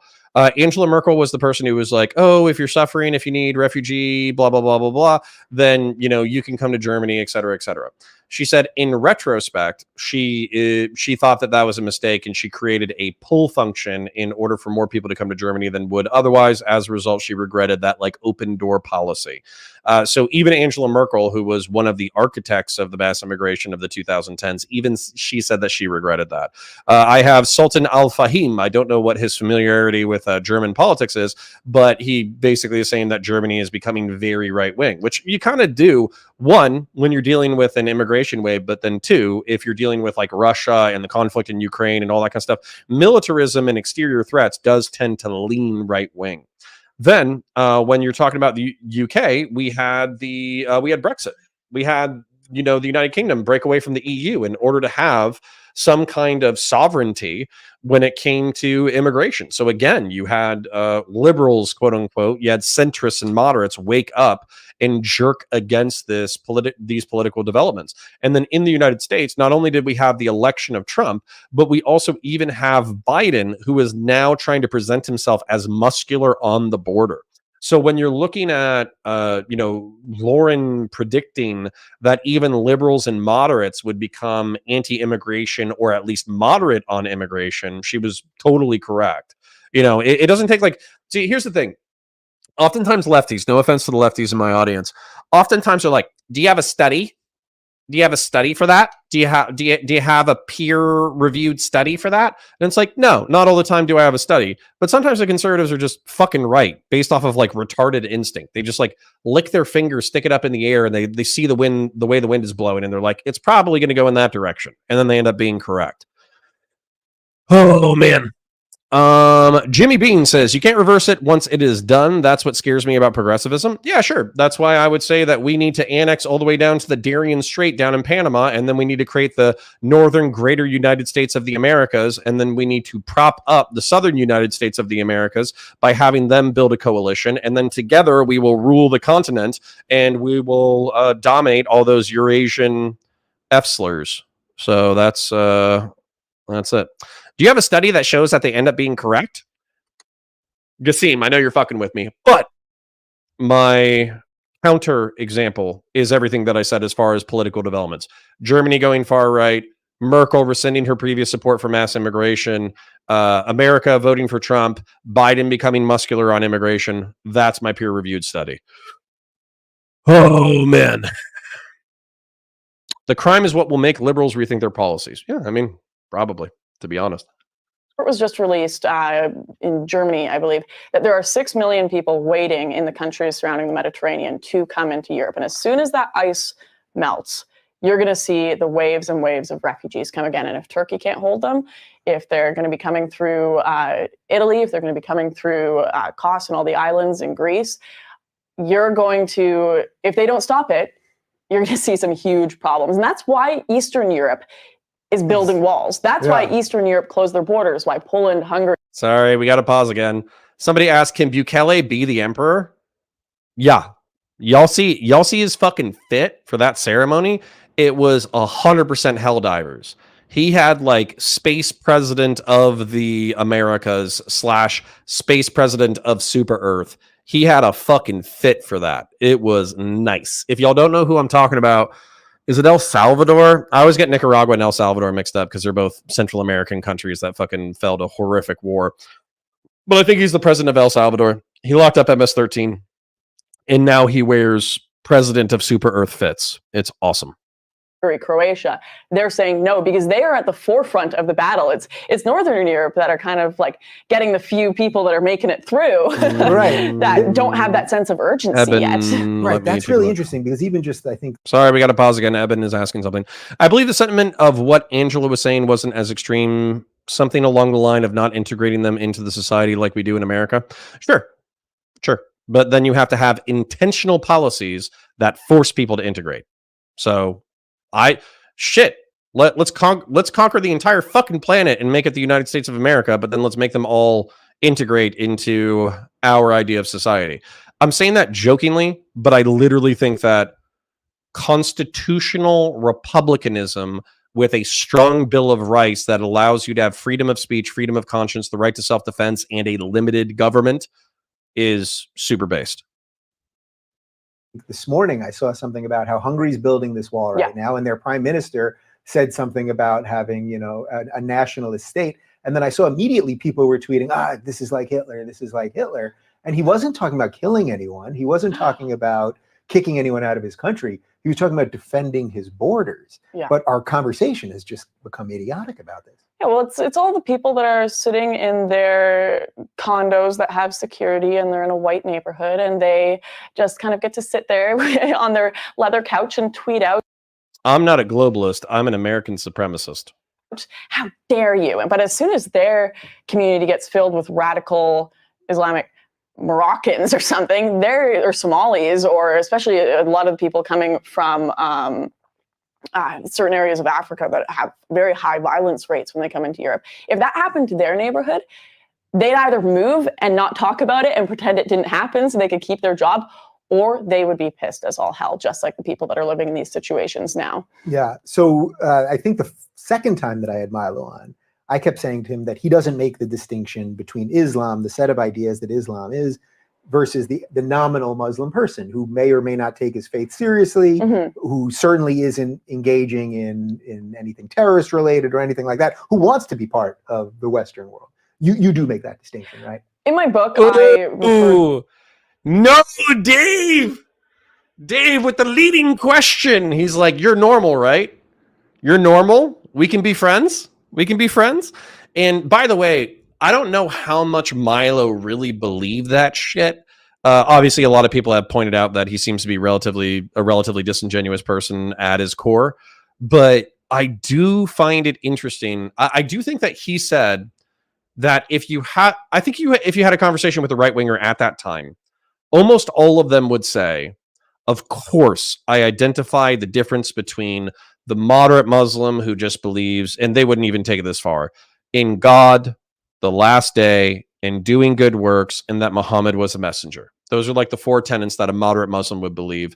And other than that, they don't want to kill people. They don't want to kill gays. They don't want to kill their neighbors. They don't want to oppress Jews. They don't want to oppress Christians, all that kind of stuff. Of course, I differentiate between those people and the jihadist theocratic extremists who want to conquer the world in the name of Islam and convert everybody to the faith at the tip of the sword, which, by the way, is like contradictory to some passages in the Quran.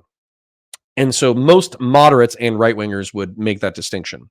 I think that Milo intentionally did not make that distinction because he felt like, one, everybody was being pussies, but then two, he wanted to be contrarian, so he would piss everybody off and everybody would come after him, and then it would catapult his name into, the stratosphere. 99.9% that he was doing that shit for attention. And the reason why I paused before Lauren gave her answer is because Dave is like, I'm a liberal. I'm a civic nationalist. I think that moderate Muslims can immigrate into our countries and integrate and be a vital part of the fabric of our society. Do you agree, Lauren? And I'm actually super fucking curious to see Lauren's answer. Screaming Cernovich says the Nazis were first considering mass expulsion before the final solution. They are both retarded and smug about it. I mean, I agree.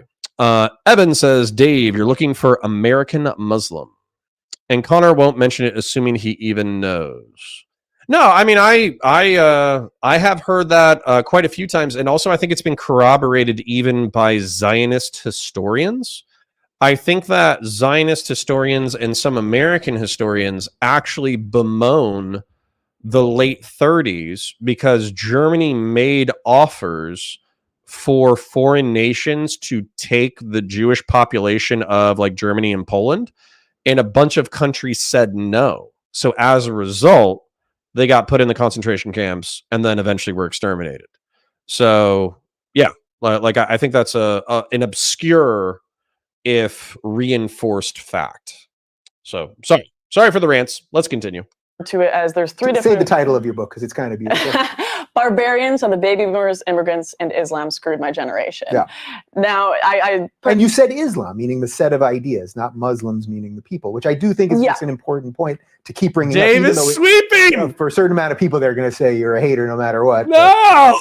Yeah, I mean, sometimes I slip up and I'll just say Muslims, kind of like the left, I understand why people say it because it's just become... Dave is pre-sweeping!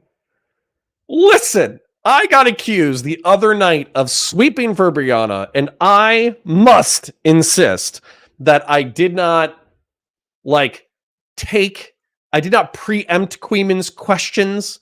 I didn't there might have been a couple of times where I phrased Queeman's questions in a more charitable way that might elicit a better response from Brianna. I'll admit to that.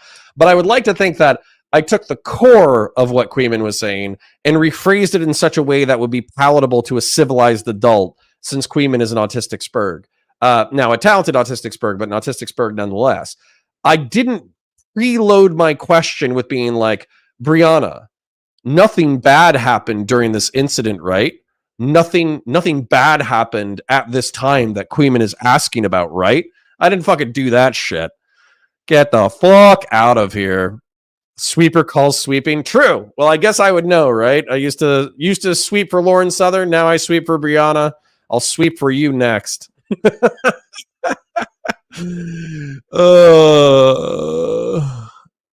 Sturmovich, why the fuck? God, you are so fucking annoying, dude. I'll keep you around just because I see you active in the Discord, but you're so fucking annoying. You're like, you only brought it up because I did. I wasn't talking about the Jews. The Jews were barely relevant to the fucking conversation. We were talking about immigration. Jesus. Jonah Boy says, the COOs ruined my life. They were talking about raccoons. Come on. True. Sweeper call sweeping. Again, I would know if I was if I'm a sweeper, then I should recognize sweeping. So, Eben, Connor, you were not sweeping. They were being unhinged autistic haters. Listen, we all got to take an L from time to time. We all got to take an L. It's okay. You know, I'm not going to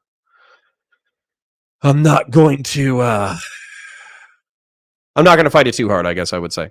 Snurvage says immigration with comparison to the Nazis.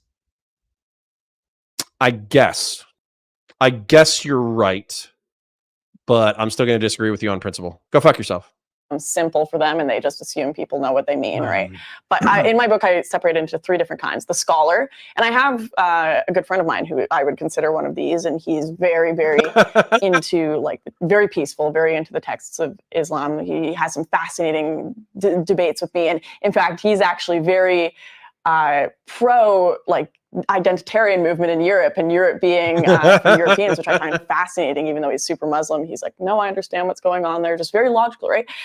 And then you've got the kind of the Hold on. I gotta pause it again. I'm sorry. We're never gonna get through this fucking video because I'm pausing it so hard. You know, there's this meme that I fucking love because it's so true. It's like the anti-racist friend group. And it's a white girl, and all the friends are fucking white girls. And then it's like the racists friend group. And it's like, you know, a fucking Giga Chad racist guy. And then it's like a Giga Chad racist guy from like every demographic. And I swear to God, that's exactly what Lauren just fucking described. Was she has a racist friend who she thinks is based because they're racist representing a different group. Oh, it's awesome. I've been cornered sweeping. True. I'm the world's best sweeper. Muslim that's kind of born into a Muslim family, and they don't really care, especially if they're in like America or Canada or something. And it's just that's secular Muslim, like a Christian who doesn't really go to church. That's what I was gonna say. You know? That's so basically like every Jew and Christian that we know in America, pretty much. Yeah, 70%. And they don't care that much. But the problem with these people is because it's tied to their family, they will defend it no matter what. So if they're gonna write articles being triggered about it in BuzzFeed, like I think a lot of these Muslims that work for BuzzFeed and stuff, they're that kind. They don't really pay attention to their faith. I finally unfollowed BuzzFeed on Twitter. I just couldn't take it anymore. Yeah, but they'll defend the most ridiculous sects of Islam, and they'll be the ones. Listen, another dub that the right wing needs to take. BuzzFeed, to my knowledge, is dead. Thank God. Listen, I think we all romanticize the past a little bit, but BuzzFeed being dead is truly the sign of an end of like a corporate, progressive, cringe, brunch, liberal era. Oh, so I'm so happy that's fucking dead. They literally just made rage fuel to fucking piss me off every day. It was great. Like, and by great, I mean, it was horrible, and it's great that they're dead. It's claiming Muhammad is a feminist and whatnot because it's their family, it's tied to them, and they don't care, they can do no wrong. And so that I find these ones a problem as well, simply because Islam has issues and it needs to be criticized. And if you're just supporting it because of your family, that's an issue. And then, of course, the radicals. the ones who believe in the very, very... Sorry, Jackie's being funny. Face Deluxe says, I remember a long time ago at work, I was just casually hating on BuzzFeed and pissed off a coworker. Based. And then Jonah Boy... Oh, wait, hold on. Will QC John says, but Connor, everyone forgets BuzzFeed gave us Baked Alaska. Yeah, thanks for that, lol cow. It's great. strong, violent sections of the Quran and Hadith and Sharia law, which is horrifying, obviously, especially in the countries where it's been implemented. So those three, of course, the first one should never be let into any Western nation, in my opinion, and the second one. So you don't want to let jihadists in? No, I'm very radical. I'm with you on that radical position. Okay, no jihadists. Yeah. So far, I'm with no you. Islamists. And then I think you need some serious screening for the second one as well. The ones that are born into these families and just think, oh yeah, we should throw gays off roofs. That's cool. Whatever. Right. I'm not really I'm not gonna do it myself. I'm not gonna do it myself, but I kind of support it. And of course, you've had Ben Shapiro, I believe, on the show. He did a really good video, the myth of the tiny radical Muslim minority, where he talks about the Pew Research behind it, showing that actually a lot of people in this group are pretty okay with a lot of the radical policies being promoted in Islam. Yeah, so this is actually a fairly frustrating thing at the time, okay? At the time. I feel like because of the many jihadist attacks that happened during the 10s and then the Islamophobia that happened afterwards, and I say Islamophobia almost tongue-in-cheek because I think that you can be perfectly rationally opposed to jihadism and the people who simp for it. There was this like really frustrating reflexive defense of Muslims as a demographic group. Qasim and I have talked about this before, where progressives would just basically like simp and say that Muslims could do no wrong. Whereas I think that if you actually look at the Pew Research polls, then there is broader support for some pretty extreme, I would say, anti-liberal behavior in the Muslim world.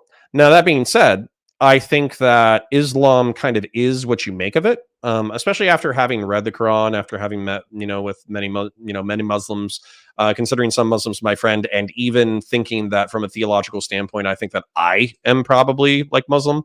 It's weird. Qasim's explained it to me before, and I also, read the Quran myself. But basically, like, if you were a monotheist before the Abrahamic faith existed, some people consider you Muslim because you de facto believe in the monotheistic deity, right? And so that's kind of like the way that I view my perspective. I don't think any specific Abrahamic faith is like literally true, but I do think that monotheism in general makes sense. It makes sense to me anyways. Sultan Al-Fahim says, most news outlets are going bankrupt. I know, isn't it based? I love it. They have to compete with YouTubers on YouTube for ad space. It's fucking hilarious. I love it. Bud123, and no stupid people. We want the most intelligent people in the world to come here. I agree with you, but the truth is, then you create what do they call it? They call it brain drain. You make their society shittier by stealing all of their talented people. I think there has to be a balance between our economic and social priorities versus the total well-being of the planet. And so we shouldn't just take every single intelligent person from every single society on the planet and let their societies become shitholes. So, JC says, is Lauren Southern racist? Not to my knowledge. I think that she had friends who were like race realists or whatever. I think that she took a more identity protectionist. Like she thought that Europeans should be able to be ethno-nationalists. And then I think that she was worried about mass immigration and its impacts on countries and their cultures and demographics. So racist, you kind of have to like, if you want to go from like a liberal or a progressive definition, I would say probably yes. If you wanted to go from like a classic 1950s definition or whatever of like you scream the N-word at random black people, probably not. And I say probably not as in, I don't think that she would be individually bigoted to any person from a demographic group outside of her demographic group just because they were a part of that demographic group. I don't think she's like that. Never seen evidence to contradict that perspective. Bud123 says, I have some Muslim friends. There are definitely Muslims that don't impose their beliefs on other people. Yeah, of course. Believe in God, the last day, that you'll be judged, and that Muhammad is, God's messenger, and then do good works. Islam, if you take it from like a chill perspective, actually can be very chill. Jimmy Bean says, I think the best description I've heard, another Abrahamic faith believed prophets wrote the Bible, but it is just writings. However, Islam believes the Quran is the literal word of God. And see, and that's where if somebody was like, oh, so are you actually Muslim? I'd be like, nah, because there's another literalist tinge to Islam where you have to believe specifically that Muhammad was God's like avatar for translating moral worth into scripted form. So that's a bridge I can't cross, and therefore I can't literally claim to be Muslim. Stem Franklin says, God help us when the only info sources are New York Times, Hassan Piker, and Philly D, the dystopian novel we need. True. How about a 1980s definition? No, I don't think she would be racist in a 1980s definition. I think she'd be very, very normal for a 1980s definition of racism. I think she'd be super normal. I think she'd fit into the 1980s like a fucking glove. Sorry, let's continue. I don't want to be here all night. I am having a lot of fun with chat, but I do need to get through it. I went to places like Molenbeek myself, and I spoke to the people there, and they tell me, they're like, yeah, Sharia, sounds good to me. What happens when these people, it's going to be Munster and the Anabaptists all over again. What happens when these people are the majority in these countries? Yeah. You're going to have an issue. So is the EU just destined to fail then? I mean, is it really over? I mean, to me, it looks like Brexit, the string was pulled, and now it's just going to be a slow unraveling. Although, if what you said before about these 6 million people happens quick, the unraveling could happen. Well, we'll see. It depends on what kind of deal they make with Turkey. It depends if these deals work out and if they manage to stop it. Because you're seeing even Merkel walk back and be like, maybe I messed up with all the crimes. Isn't she pro burqa ban now? Yeah, but that's obviously her virtue signaling because she wants to win and not get kicked out of office, like all politicians. But you're seeing them walk it back and realize, oh shit, we messed up. So it'll be interesting. It totally depends on the response and deals that can be made to keep this large wave from coming in. Yeah. Turkey, 7 years. Building a wall. Have you seen this? Turkey's building now they're building a wall with Syria. Nobody seems to have a problem with their wall. You know what I mean? They've let in so many of the ISIS fighters from Europe into Syria, and they let people from Syria into Europe. So Turkey's had it both ways. The door, it's obviously going to have a revolving door on their wall, I think. Yeah, Turkey is a very scary situation. They're that gap between all hell breaking loose in the Middle East and Europe. So it's scary watching the situation in Turkey. I mean, if they're the gap, which in a lot of ways they are, then we really are screwed because clearly they've gone down the more authoritarian route with Erdogan. So, well, if they give them enough euros, I mean, everyone speaks money. So, so basically, we have to buy him off. Yeah, essentially, that's. Although he's got this huge palace. Have you seen the palace that this guy lives in? It's Erdogan's a madman. Yeah. So, who are some politicians that you like right now? That I like right now? Who do you think's doing it right now that's making some sense out of this stuff? Obviously, I like Marine Le Pen, Geert Wilders, Maxime Bernier in Canada, and the only reason I'd support Maxime Bernier in Canada, even though I think he's a little softer than like the Geert Wilders and stuff, is we don't have. Hold on. Right now, chat is more interesting than the conversation, though, which sucks because, I do find this to be an interesting time capsule.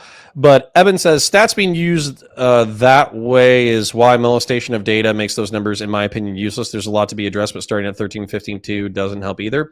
So I think it does. The reason why I think that starting with just the concession that, Black folk have a disproportionate amount of, homicides within their community, et cetera, et cetera. I think the reason why is you just start with that problem and then you start listening to people who don't just talk about the problem, but also talk about solutions. So if we were talking about, I'm trying not to be like too racist. I'll make a video essay eventually. But the truth is that even if you were a race realist, you should still optimize the environment in order to make sure that human beings are fulfilling their potential to the maximum degree possible. And when you look at what the Black community has to deal with inside the United States, the truth is that the environment is just not optimized, right? A lot of kids are born into broken families. There's a lot of, drug abuse. There's a lot of poverty. Weirdly enough, the employment is actually only a few percentage points off of white employment, but I'm sure there's a healthy chunk of underemployment and undereducation. And also when you look at the way that the education system is built, they're not getting access to a decent education. Now, there's a lot of reasons why. So just throwing money at it I don't think is the solution either. This is where like you can't just go with a lefty solution 100%, because lefties will just say, oh, well, it's white people's fault. They created the racist system and we just need to throw money at it. Well, if you look at Baltimore as an example, Baltimore has one of the highest per capita spending per student in the country, and yet they also have one of the worst educational outcomes in the country as well. So it's not just money, it's how that money is deployed. So you have to talk about early childhood education. You have to talk about nutrition. You have to talk about security. You have to talk about community security. You have to talk about the education that kids are getting. You have to talk about mentorship. You have to talk about role models. You have to talk about drugs. You have to talk about all that kind of shit. And this is why people don't talk about all those variables, is because it's hard and it's difficult and it's a pain in the ass. And if you actually wanted to address all that shit, you would have to take it super fucking serious and track down all those variables. So for me, starting at 1352 is not the problem. It's ending at 1352. That's the fucking problem. Well, QC John says, I thought 1352 had been updated to 637, so no more racism. I think what QC John is he updated it exclusively to black males, and since you're not including black females, you're no longer being racist. Yeah, sure, we could go that way if you want, but again, you don't want to end with the stat. You want to start talking about solutions. And if the right-wing solution is kick all these people out of our communities and let them suffer in ethnic enclaves, or racial enclaves, that's not a good solution. And if the lefty solution is throw money at it, that's not a good solution either. Excuse me. Jonah Boy says she probably wouldn't be comfortable at, I don't know, a bodega in New York, but she wouldn't want to shoot up the place either, hopefully. Jonah Boy, she is actually weirdly comfortable in wildly uncomfortable situations. When we were doing Crossfire, we were in West Baltimore like a motherfucker. And we were talking to locals. She did not give a fuck. She was not rude. She wasn't sassy. She didn't look down on anyone. She didn't talk shit to anyone. She was very polite. And we were dealing with some of the most impoverished, likely to be perpetrating crimes or victims of violent crimes. She was talking to those people as any sweet old Christian on a Sunday afternoon would. And then similarly, she did do borderless as well, where she did do it. So anyways, sorry. Let's try to get through the content. You guys are more entertaining, unfortunately, right now than the conversation that's going on. That is not a slight to Dave Rubin or Lauren. They are wildly intelligent people, but they're not talking about the spicy shit. They're just kind of talking about, the chiller shit, which I think is why it's not holding my attention as much. Have as much of a problem as Europe with immigration. We already have a pretty comprehensive immigration. We aren't bordered on a third world country, right, which is the biggest thing. Canada. Give America a chance. Exactly. We'll go third world, don't worry. No, but that's why Canadians are such cucks, quite frankly, because they don't have real issues to deal with. We aren't bordered on one of the. We are bordered on. No, I would never describe Dave Rubin as wildly intelligent. No. Never. I don't know when I last said the words wildly intelligent. But I was not describing Dave Rubin. So I take that back if I said it accidentally.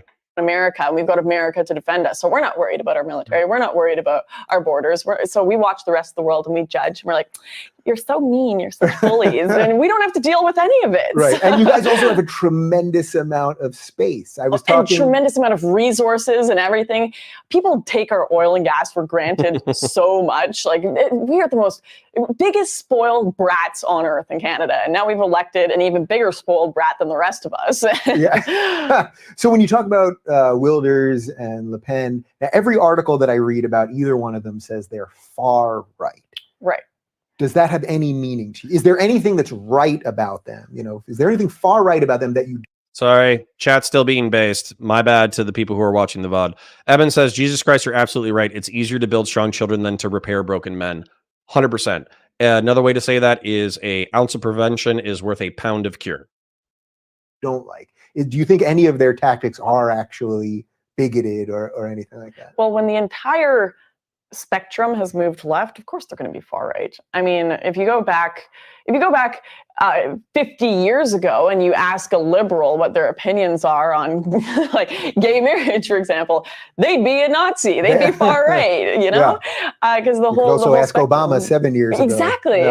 That's what's fascinating. Trump is one of the first politicians to go into office supporting gay marriage. So technically, he could be like the most pro-gay president we've ever had. Look, the guy got a standing ovation at the RNC for talking about gay marriage. Peter Thiel gave an incredible speech. He kept the LGBT workplace protections in. I got no problem with. We got to address Nick Too Bad For You again. So Nick Too Bad For You, my cope. He's saying 41 viewers. So we got 41 on YouTube. We got half a dozen on Twitch. My cope is that I'm not a streamer. That's my cope. My cope is that if you check my hours over the past 2 or 3 years, I probably have not gone live 10% as much as your favorite autistic streamer. And I would like to say that we are kind of just getting started. Warhammer 40K is my bread and butter. It's what pays the bills. It's what's been very, very good to me from a metric standpoint. So, yeah. So Nick, Too Bad For You. I'll make you a deal. Your next comment can be about the content that we're enjoying, but if it's about metrics, I'm going to ban you.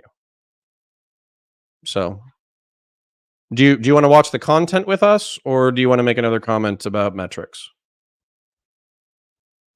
We're having a good time. I mean, we got 41 people on YouTube, but we're having a good time. What is your 40K channel? My 40K channel is Counterpoints 40K. Okay. All right. He doesn't want to watch it with us. Sorry, Nick. Sorry that you suck. Bye. Everybody say goodbye to Nick. Bye, Nick. You're gay. Not in the homosexual way, because we actually like our homosexual friends. We're calling you gay as in lame. You're a piece of shit and I hate you. Bye. Trump on any of that stuff. But yeah, if you go back 50 years and all of your liberals are going to be far right today. So do I have concerns about Marine Le Pen and Geert Wilders being Nazis? Absolutely not. Because if you just kind of turn that spectrum a little more normal, no, they're quite far away from the Hitler end. Right. Yeah. So I'm totally with you on that. But what do you do then if, okay, let's say they shut down the borders or they get the most, just pitch perfect. Sorry, we'll address it. We have some questions. So Nick, Too Bad For You, I believe somebody was saying that he was a chud chatter, and just describing it again.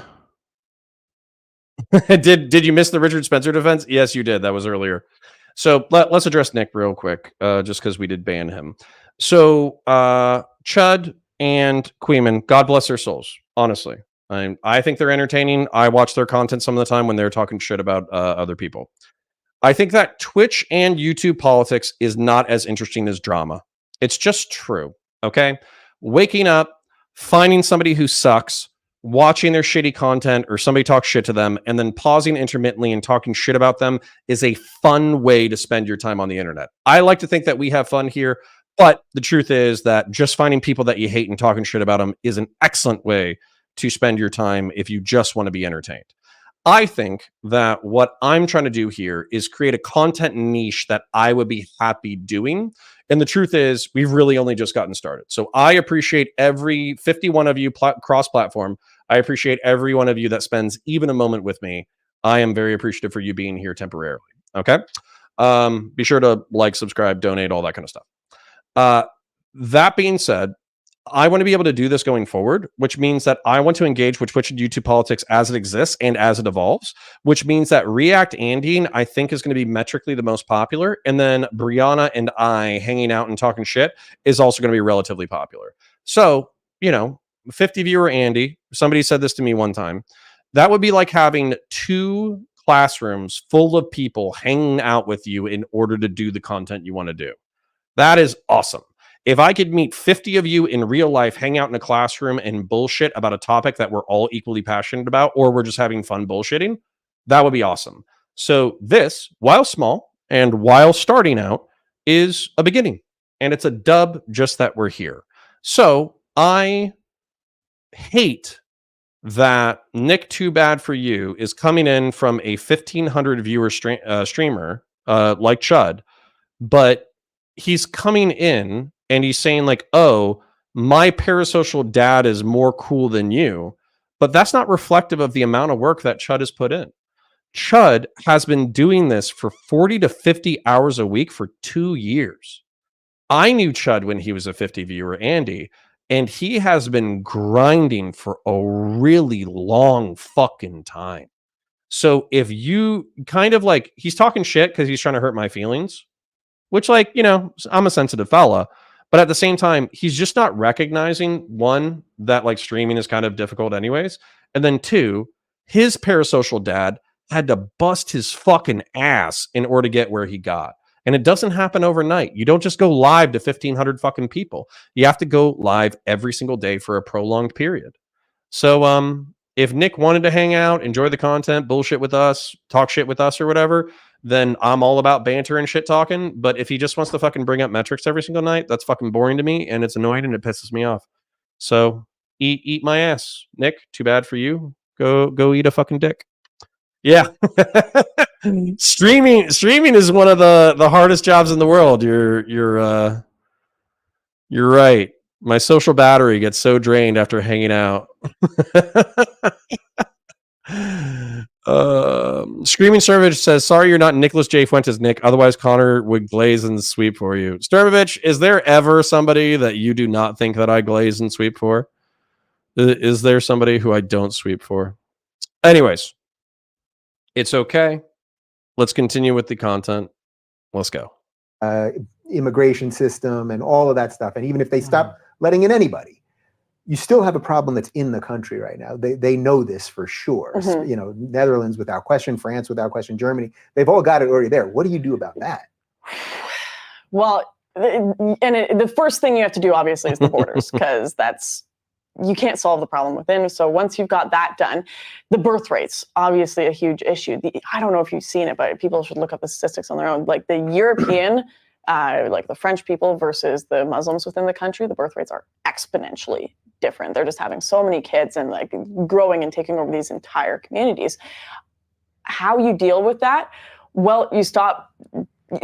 This is one of the biggest things that I've had a problem with is my generation right now, Native Canadians, Native Europeans, Americans, they are being taxed so much, and all of the systems that exist today, they have become so generous with strangers that they are unsustainable for themselves. So kids in my generation or young millennials, they don't plan on having children. They don't. They won't even be able to own houses because they can't afford it.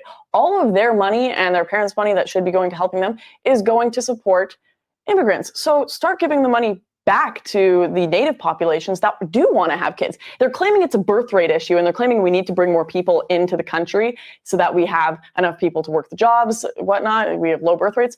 Well, then why are you disincentivizing all of these native people from having kids and buying houses by making it so expensive and giving all of their money to immigrants? I've never heard that argument before, that the birth rate argument, which we know is extremely low for all these westernized nations, or, you know, for the native populations in these westernized nations, that it's actually a tax issue. Well,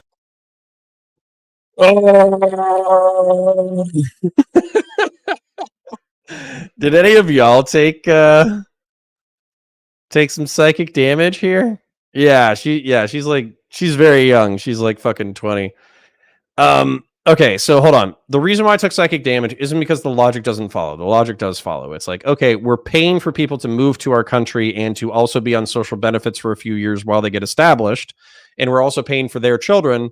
But then we're saying that we can't create an economic structure that incentivizes optimal childbirth for the native population. Here's the thing, though. Countries have tried. Russia has tried. Japan has tried. I think China has tried. I think Hungary has tried. And the truth is that once you get cable television, video games, decent quality food, the internet, all that kind of, and condoms, you tend not to have a shitload of kids.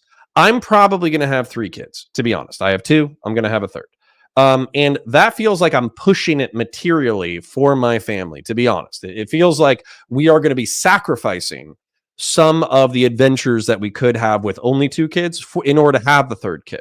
But the truth is, we love and value the experiences that we've had with 2 kids so much that I think we would rather have the 3rd kid than a bunch of like crazy adventures with 2 kids. So that's just our value set, the way that the wife and I have been talking about it. And so that value set is, I would say, rarer when you make not having kids, having one kid, having two kids, getting divorced, not getting divorced. When you all make these like morally neutral and that there is nothing right or wrong with any path, then you kind of disincentivize any kind of reward structure that incentivizes having children. And it's not necessarily material. It's kind of like spiritual or cultural. And so what I would say is, if you're a single adult and you're in my audience, I'm not like judging you like, oh, you're a shit person for not having fucking kids or whatever. I'm just saying that I do think that the world is a better place when a cool person finds another cool person that they want to spend their lives together. They dedicate themselves to each other, and then they dedicate themselves to raising several offspring. I think the world becomes a better place when you do that. And I think that if you just jerk off, play video games, do drugs, and travel the world, you're kind of selfish, and the world is a worse place for you only thinking about yourself. That's my honest opinion. You don't have to like it. Yeah, you don't have to like it. Kid pill me, Connor. I'd have to send you some videos, to be honest, and I don't know if I'm comfortable sending those videos to anybody on the internet. But the truth is that just kids are fucking awesome, man. They're funny, they're weird, they're silly, they're a combination of you and your partner.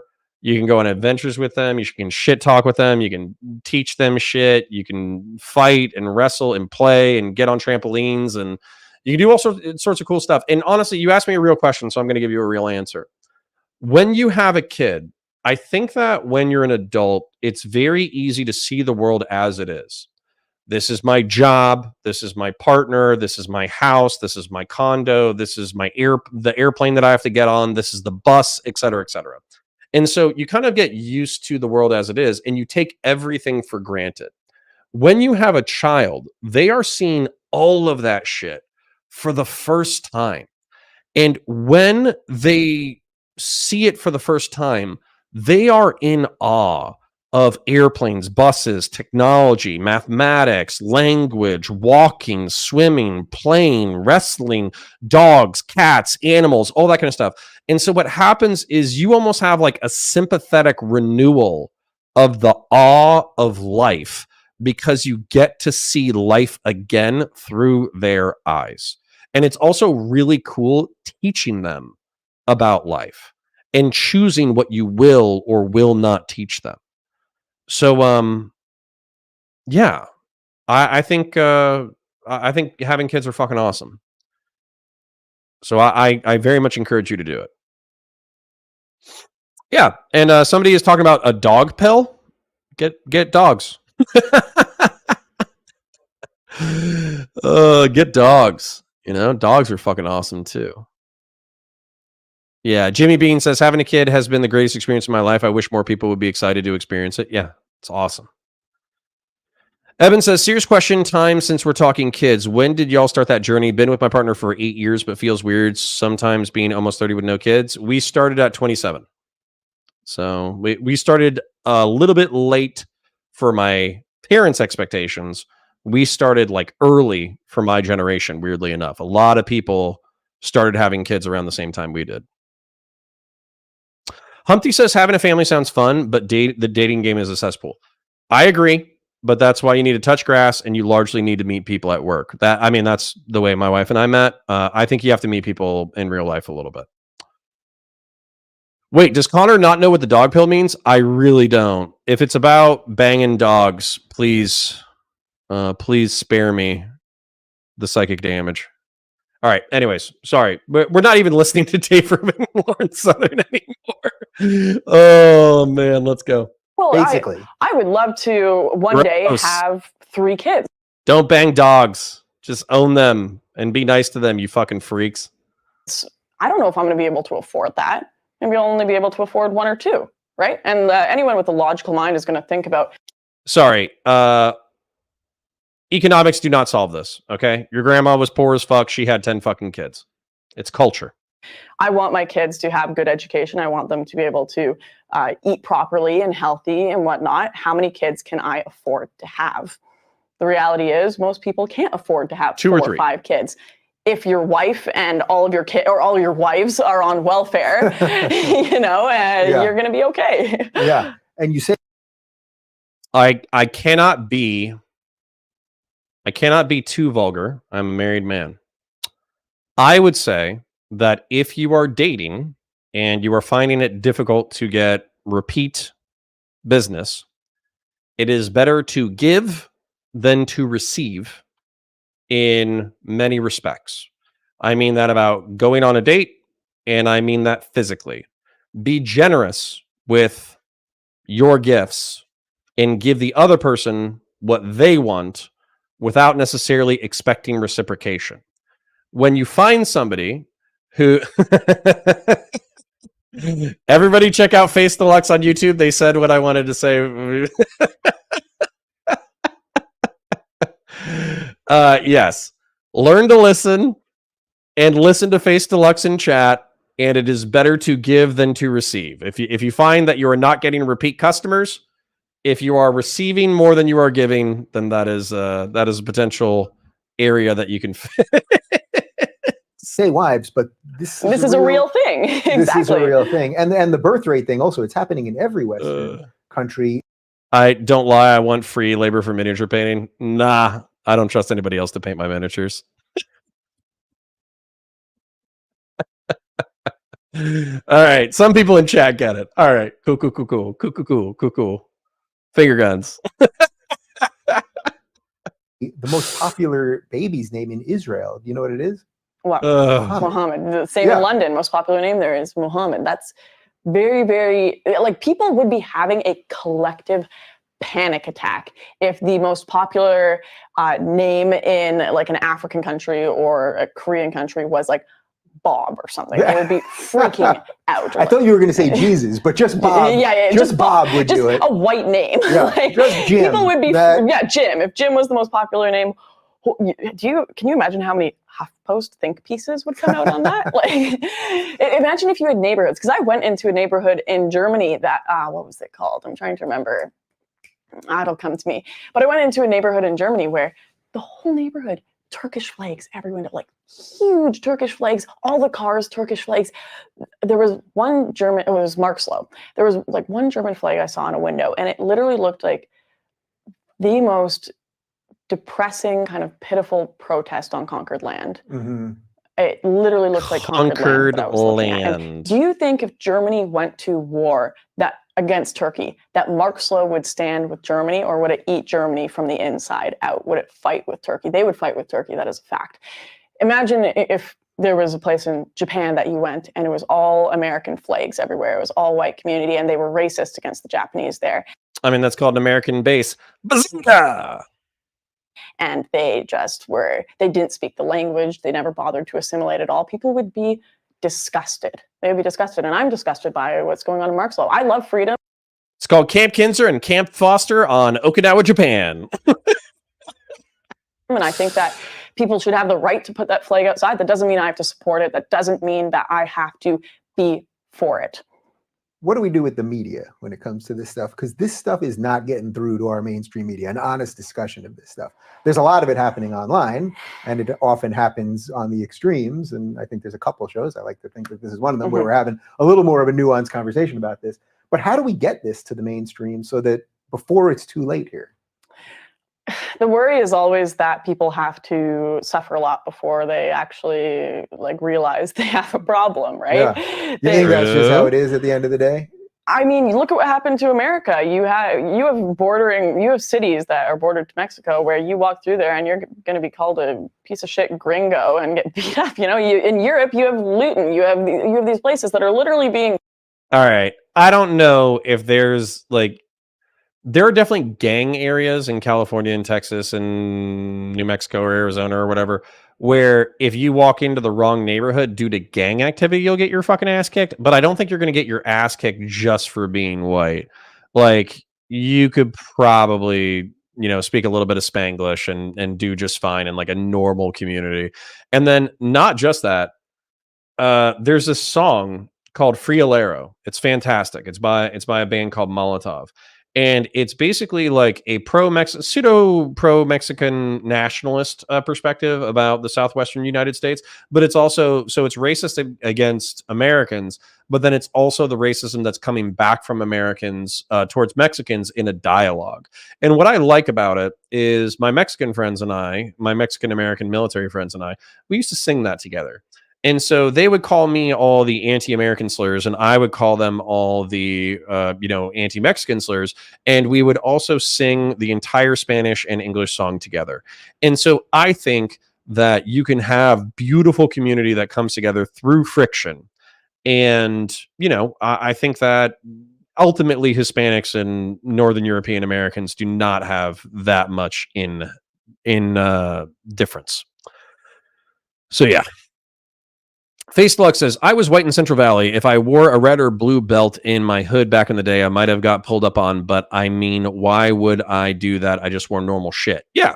It's more about the gang shit than it is about like specifically being a shade of black or a shade of white or a shade of Hispanic. At least, I mean, in my experience, like if y'all are still living in sundown towns, feel free to DM me or call me or some shit.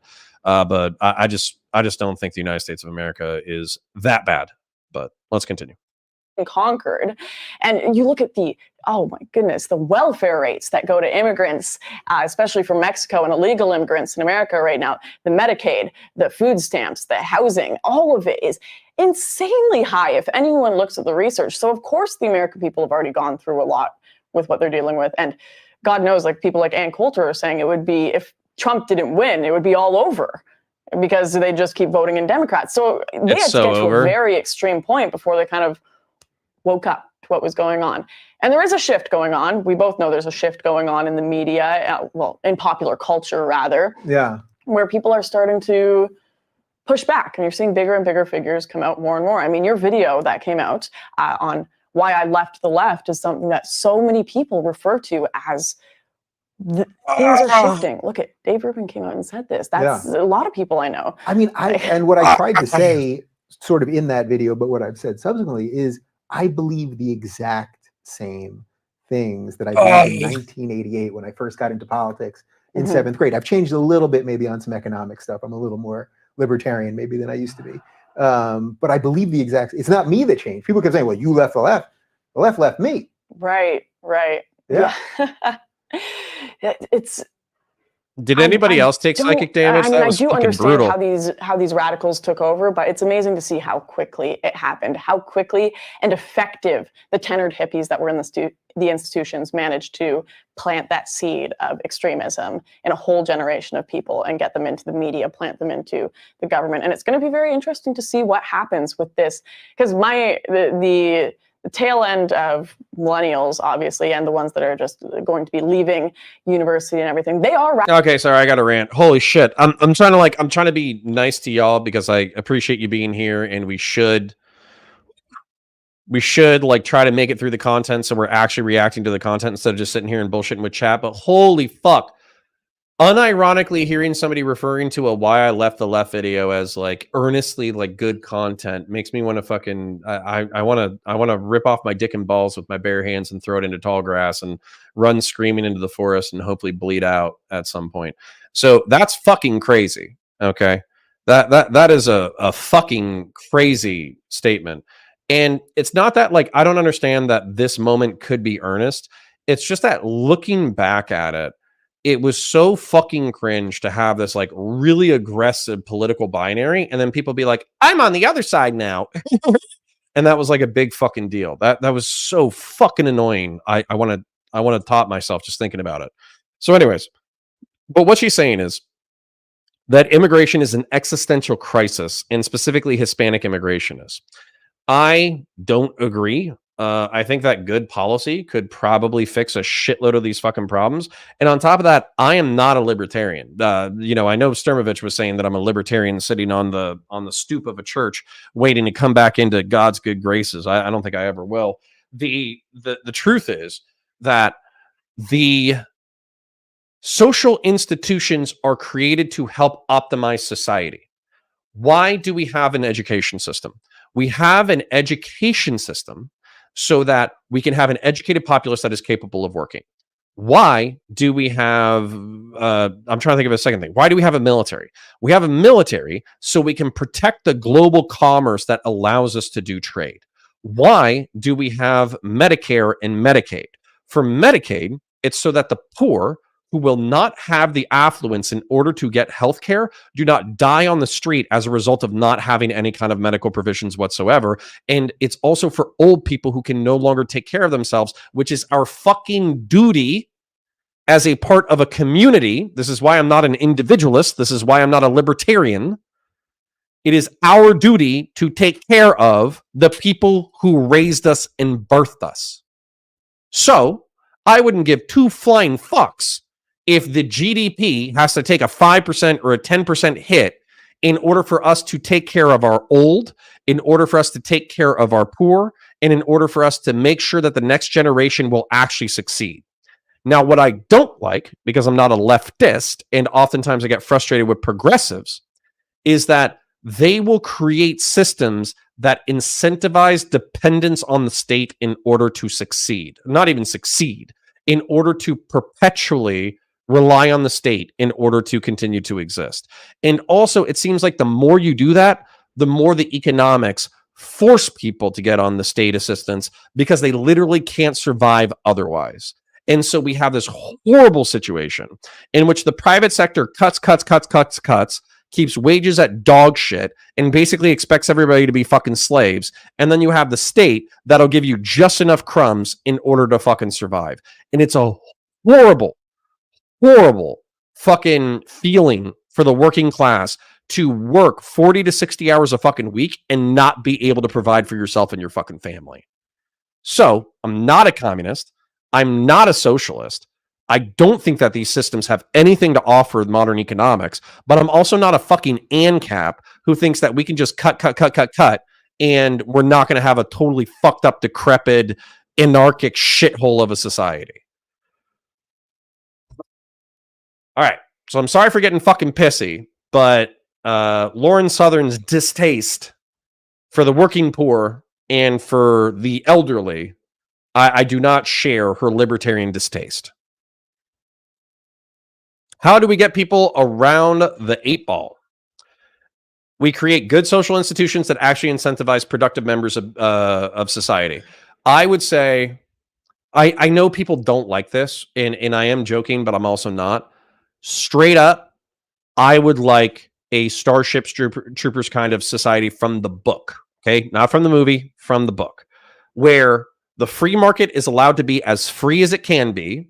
Civil society is allowed to be as free as it can be, but you have systems in place and education systems in place that teach people to value community and to put others ahead of themselves as much as possible. And self-sacrifice is still noble.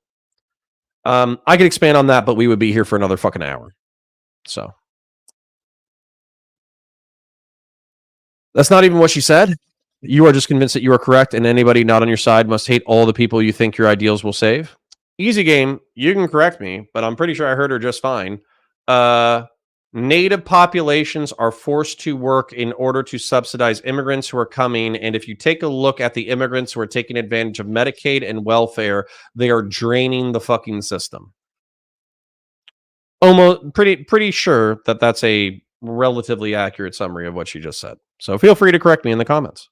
Radicalized. That's done. Things are changing now, especially with the kids in high school that are more and more conservative, which is awesome. Easy Game says, yes, that's how it works, doesn't it? Yeah. So the implication there is that we should cut off the social safety network. That way, immigrants no longer come. And we should incentivize the native population in order to breed. You might be coming in recently, but you have Hungary, Japan, and China who have all tried economic programs in order to incentivize birth rates. They went up by like 0.1 or 0.2, and then they dipped back down. So economic incentives in order to reproduce is not the problem. It's obviously a fucking cultural thing. And then when it comes to these social safety net systems, what I'm saying is these should be optimized in order for the working and middle class to be able to remain healthy, happy, productive members of society. And while it shouldn't be wholly dedicated to immigrants, I don't think that immigrants are necessarily the problem here. I think it's partially cultural. As a matter of fact, I would say it's mostly cultural. If somebody wants to come, they shouldn't have an incentive of being given free stuff. Okay. So, yeah, low birth rates are 100% cultural easy games. So if you come back at me with economic, I'm going to hit, and I'm getting one guide right now. Your grandma was poor as fuck. Your grandma was fucking sucking minerals off of rocks during the Great Depression. Why don't you address the error in the culture then? I will. I will. We are going to create the greater United States of the Americas. We are going to annex all the way down to the Darien Strait. We are going to get South America in order to organize and unionize. We're going to create the most vibrant economic continent on the fucking planet. We're going to dominate Eurasia and rape them in their fucking asses in reference to every single metric that's possibly available. And we are going to elevate the material and spiritual and social well-being of every single person inside the Americas. I mean, that's my personal belief. Let's continue. But what is going to happen when all of these millennials get into government? What's going to happen when they start taking over the companies? What is going to happen? It's very interesting. Will they change their mind when they start paying taxes, which is a theory that a lot of people have? Or is the indoctrination too deep? Right. So that's like if you're in your 20s and you're not a liberal, you have no heart, and if you're not a conservative in your 30s, you have no brain. Or I might have changed. I'm hoping that natural cycle happens, but I don't think the indoctrination was as bad when that quote came out. Right. Well, safe spaces and trigger warnings didn't exist back then. Exactly. So these kids. Easy game. You haven't been here, so I'm not going to address you anymore. Because your solution, it sounds like understanding that it's a cultural error, but let's not solve it. Let's just let anybody into the country. Never fucking said that shit. Also, nowadays, illegal and legal immigration gets conflated. Is she talking about illegals? No, I'm pretty sure she's talking about both, to be honest. I don't know how hard she's hiding her fucking power level. We'll see. Have been so insulated that I was supposed to speak at UCLA or USC, I think tomorrow, and they couldn't get enough security or something. So now I'm not speaking there. I mean, yeah. But you put your ass on the line for a lot of these things. You go to places all over the world. I've seen you at rallies and all kinds of stuff. Where do you get the balls? Fucking Turkey by yourself. A lot of the times, did someone throw pee on you once or somebody? It must be, that happened. Did that happen or did I make that up? That was the thing that happened. It must, sometimes I think it might be stupidity. Like, you're so stupid, Lauren. Why are you doing this? But really, like, where does that come from in you? I think it's just something that I remember the first time I went and I did something like that was at the Slut Walk in Vancouver, which was like it was my second like viral video I ever did. And I was sitting there and I was so nervous. I was shaking. Like, you can see me visibly shaking in the video when I went up and I held that sign, "There's no rape culture in the West." I was so nervous, but it's one of those things where you just do it. Just do it. Once you've done it, you will get the confidence. And obviously it's gotten easier and easier every time. And now I kind of. Okay, personal comment, because Lauren and I have worked together. Lauren is addicted to the adrenaline related to conflict. So she went to Turkey. She, in order to shoot Borderless, she got captured by the police temporarily there. Could have totally gotten fucked over. Somehow, I think through some diplomatic connections, was able to get released. She did something on the southern border. I forget what it was called, but there was something on the southern border where she actually physically went to Mexico and was talking to, coyotes and immigrants and all that kind of stuff. She physically fucking went there. That was pretty cool. We did Crossfire. We went to West Baltimore. We were rolling around in cars and trucks and shit. And we did, there was a car that trailed us. And basically we did almost get jacked. And West Baltimore, for those who know, is not the safest place on the fucking planet. And then she does have a kid. So I think she slowed down a little bit, but I still think that she is addicted to confrontation. So she still thinks about going and doing field work all the time. So, good for her. Good for her. I think it's not the safest thing in the world, but it is admirable in a certain way. Kind of get excited in those moments. Like, I thrive off of the adrenaline. Yep. Running in the crowd with Antifa and flashbangs are going off and pepper spray everywhere. It's you're getting the story, you're getting this out to people. It's just a really, really cool experience to me. Now, of course, there's the natural fear that I should have, but I mean, I've never felt at any point, except maybe in Milwaukee, that I could die if I didn't leave the situation. That Milwaukee was the only time I felt like we had to leave or we might die. How absolutely insane was that? Because I also had Tim Pool on. Do you know Tim? Tim, yeah. He's in Sweden right now. Actually, I was just hanging out with him. Right. So, okay. Yeah. So he's another guy with balls that goes to these places. He tweeted, and the reason I had him on the show, we did it last minute. I didn't even know who he was, but I saw a tweet by this guy who said that I'm an independent journalist and I do all this stuff. And I checked him out and he looked legit. And his tweet was that I've been to Tahrir Square, I've been to Venezuela, I've been to all these war zones. Milwaukee is the most I've ever felt threatened. I went there towards the tail end of the protests, like they're still going on when I got there. I haven't told this story on camera yet, but it was one of the, I went there with a couple of my, I didn't really know them that well, but a couple of my Croat friends who literally just threw a backpack of Glocks in the back and they're like, to the jungle we go. And they started driving this Humvee. They're carrying, I've got them with me and we get there and like, there's literally people putting on like bulletproof vests and stuff when we show up. Like there's bullet shells on the ground. It's crazy. And the cops come up to us and they're like, because they can usually tell when you're carrying, right? And they're like, are you guys carrying? And the two guys I was with were like nervously like, yeah, we're carrying.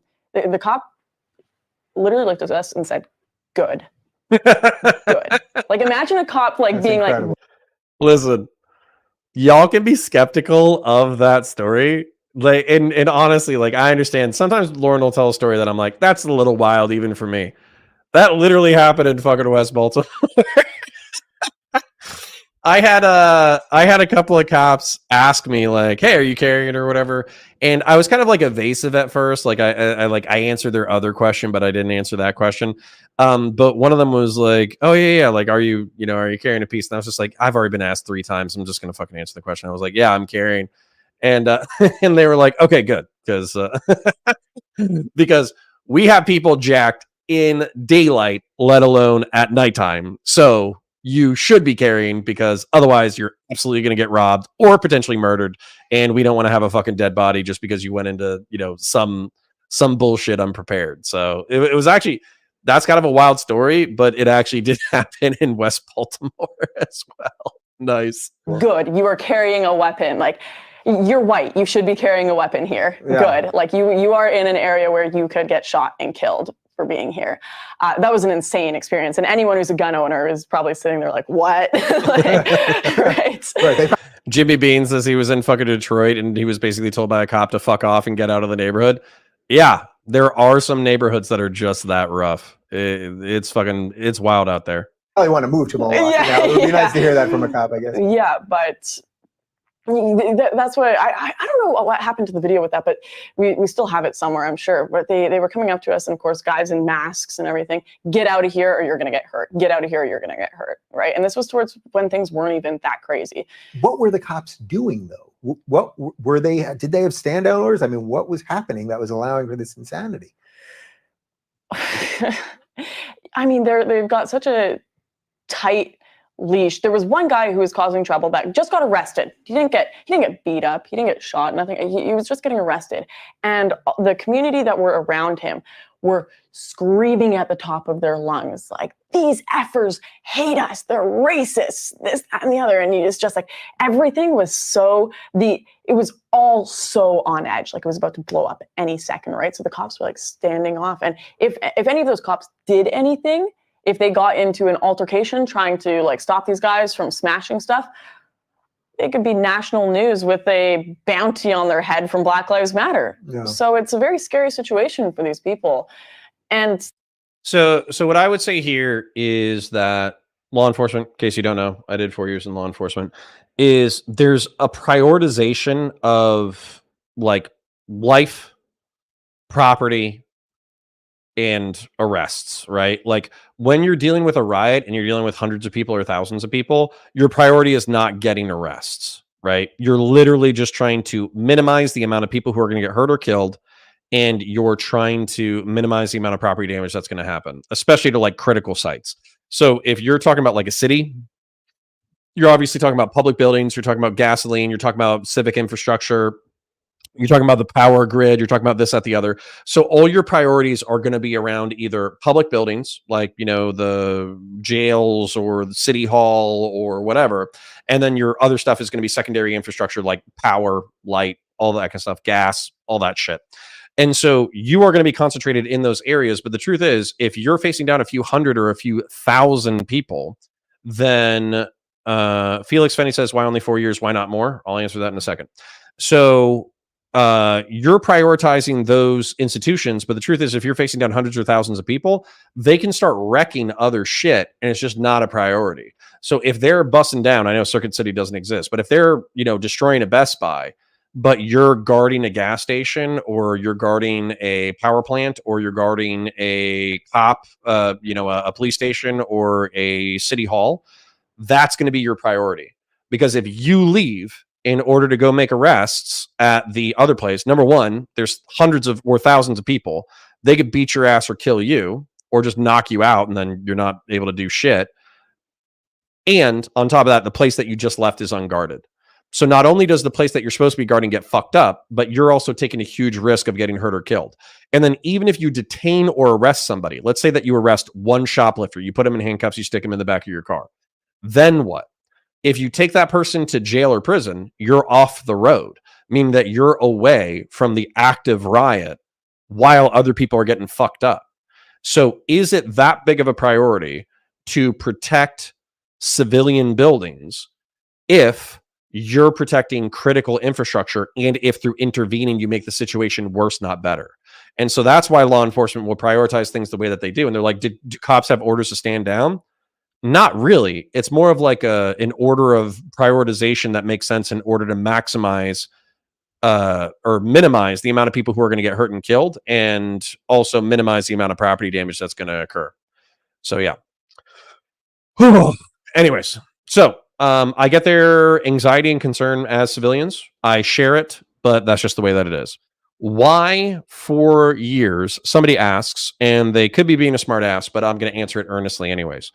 I loved being a law enforcement officer, but the truth is, it's horrible for your health. Shift work is terrible for you. Being in body armor is terrible for you. Having a gun on your hip is terrible for you. It gives you, or gave me anyways, gives you anxiety and paranoia about other people. It makes you suspicious of everyone. Basically, you suspect that everybody's a fucking asshole, and chances are people are going to prove you right, relatively speaking. You're always waiting for something terrible to happen, and when it does, you're basically ready to do it. Once you do like 6 to 10 terrible things in a single shift, you're so burnt out that like the 7th and 8th and 9th and 10th terrible thing that you fucking see, it doesn't even register emotionally, because you're so fucking burnt out that like, you'll see somebody who just got fucking smoked by a car, and you're looking at their fucking deformed, gelatinous, fucked up body, and you just don't even give a shit because you've already seen like 7 other fucked up things that shift, so you just don't care. It's just shit like that. And then I had my first kid around that time, and I just really couldn't reconcile having my child who I love. Like I love my son. When I think about the first time that I saw my son, like I'm tearing up a little bit, because I literally love this guy so much. And I also love my second son a lot. And I love my wife as well. And so I could not picture stepping in human brain matter, which, happened. There's suicides, there's messy suicides. There's people like melted into carpets and shit. There's all sorts of fucked up shit you see.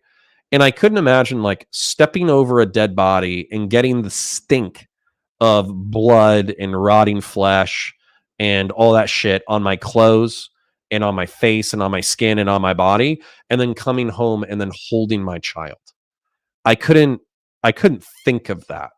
And so I did the schools for a year. And I kind of wanted to go for detective, and I applied for detective, but ultimately the few times I did go back on the road ended up being so stressful that my wife was just like, I think you're done.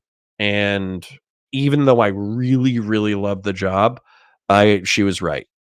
So yeah. Yeah. And that's why I sweep for a woo smiley face. I have no idea how these things are correlated, Sturmovich. I think you need to take your fucking pills.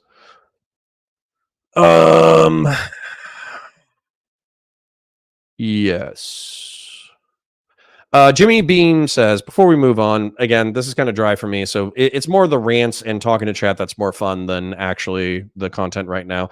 Not that Lauren isn't great or Dave isn't infinitely less cringe than he is now, but, chat's more interesting right now, unfortunately. During the Breonna Taylor stuff in Louisville, I would drop my wife at work, and she would have to show her ID to armed private security to get into the building. It was wild. Yeah, and when a city's on lockdown, it's pretty fucking crazy. Face Alexis, I can't imagine, honestly. I don't mind hard work. I grew up on a dairy, but there is no weird human element. Yeah. And like when you take a certain amount of pride in being there for like the blood and guts and emotions and visceral nature and the chases and the fights and all that kind of shit. You take a pride in dealing with all the hard shit of life. But I think that it's ultimately cope that it doesn't fuck you up. At least it fucked me up. There are probably some emotionalist psychopath cops that it doesn't fuck up, but I'm a sensitive fella. I'm a sensitive guy, guys. I've had a tough life, but I chose a tough life. I didn't need to live a tough life. JC says, like the dude pulled his gun and shot in the air. I don't know what that's in reference to. I was not being a smartass. I just come from peeps that have done more than 4 years. Just curious. Yeah, and I mean, different departments are different. So, some people are going to be in really chill departments, and some people are going to be in really fucking crazy departments. I was in a department where basically I would have 1 or 2 wild things happen per week. And then, of course, there was just like an off day where like 3 or 4 wild things happened at once. But, saw, when you don't know what day the wild shit is going to happen, it gets, it can give you a little bit of anxiety because you're just waiting for it to happen. JC says, I thought about being a fighter until the day my uncle told me the story of a car accident that involved a child. Fuck that. Yeah. Seeing fucked up kids will fuck you up for sure. You basically said it when I said see no evil. Yeah. So Sturmovich, you're going to be a smartass and you're going to piss me off. But I saw like a woman who had tried to drown her kid in a fucking bathtub and put cigarettes out on him. Like you're trying to get, not you specifically, but the drama frogs are trying to get me mad about Brianna Wu in 2014 and in 2019, I guess, exaggerating her credentials, and then a drama frog confronting her about it, and then her not being direct with what was going on during that time. Y'all want me to like carry the same energy that I had for evil people with Brianna, and it just doesn't even register to me. Like it's not possible. I couldn't fake it even if I wanted to. If I wanted to appease all the drama frogs and start like freaking out and be like, Brianna, you're so bad, you're so evil, you did this thing, I can't believe you did this, blah blah blah blah blah blah, and then like try to like backstab her and then like capitalize on her fucking on the dog pile or whatever, I literally could not do it. I couldn't even pretend to do it. Sorry, my dog wants to come back in. So, how about proportional? Sure. I can tell my co-host, hey, Brianna, you might have exaggerated your credentials in the past, and you might have been defensive when confronted about that. I recommend that you get all your shit into a line narratively with documentation and your perspective and how you felt and why you did it and all that kind of stuff. And then you just answer honestly from here going forward. I can say that to my co-host because that is what I think is appropriate based off of what I've been presented with. Eben says, I kind of are. This is why they're unserious autistic bullshitters, but they don't know better, which is fine. It's fine. It's fine for autistic kids to be upset about online internet political drama. I just don't expect me to match their energy. It's just not going to happen. You can't even confront her on the lies like the bathtub shit. That wasn't a fucking lie. Sturmovich, you're being fucking autistic. I'm getting one guide, but I'll allow myself to be one guide and then we'll try to finish up. The bathtub isn't a lie. She's literally just saying that the root of the word is coming from chemical processing, which is referred to as a bathtub sometime. It's not even a lie. It's like a interesting anecdote. It is a lie. What's the lie? That chemical processing is sometimes referred to as a bath? Oh my God. Go off. Tell me things. How is it a lie? The Woo and Greyjoy beef is wild right now. True.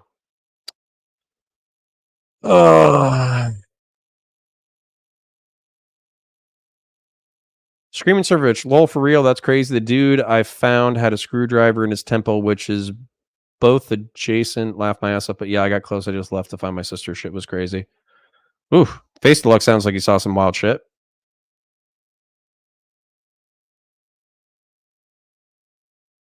Yeah. Felix Fenny, what are we doing? We're doing autistic shit. I'm talking to chat. I'm sorry for the pause Andes, but Sturmovich is being a fucking spurg. So sorry. Let's continue. It's such a sad situation because being in that community and talking to the people there, they were very indoctrinated by the media. Like, it's hard for me to go there and say they are consciously making these stupid decisions, right? A lot of these people like truly believe that they are living in this white supremacist society trying to bring them down. And of course, there were people within that community that I spoke to as well that understood the indoctrination of the community and were like, yeah, I'm living in a community of people that have been totally indoctrinated to vote Democrat and have been totally indoctrinated to believe this is a race war that we're living in right now. Right. We should pause there for a second because in most of these cities, the mayors are Democrat. Yeah. Milwaukee, Chicago. Yeah. One of the gentlemen I spoke to there was like, he said exactly that. He's like, we've had Democrats year over year, and none of these people notice that nothing gets better. It seems to be getting worse, actually. It's getting worse. Yeah. So how do you flip that? How do you actually show them that this isn't what's right? I sense actually that Trump is actually going to be good at this, which is why people are so angry at him, because he's already said, I'm going to go into the inner cities. Now, I'm not for federal overreach of doing this, but I think there's ways you can do things. He's going to work with Steve Harvey. Everybody likes Steve Harvey, but they're going to try to do some of this stuff in the inner cities to clean it up. I mean, that would be a great win. It would be a great win because it's the right thing to do sort of morally and in terms of the country, but it would also be a great win for Trump personally. Well, obviously, a lot of these people get a lot of welfare and stuff right now. Now, these young men that were... So, sorry. I'm not going to be reacting for a minute just because I'm literally Googling, because I'm going to be literally Googling how is estrogen produced so I can read whether or not a chemical bath is used at any point during the synthesizing of hormones. Everyone knows this. Dude, you're about to catch a fucking timeout. You're being too fucking autistic for me. It's crazy. Bathtub HRT refers to a black market, which you only mentioned after I did. Dude, you're skating on thin ice. You really are. Do you think that I was covering for the fact that DIY HRT is extra legal? Do you think I ever denied that shit? Okay, you're done. I'm out. Yeah, dude, I'm done. I'm done. Sorry, guys. Give me a second. He's too much of a fucking spurg. I can't deal. You're out.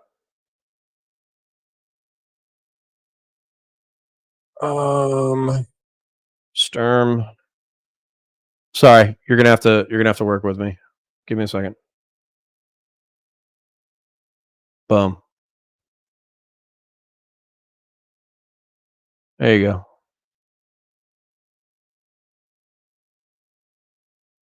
Sorry, 1 second, guys.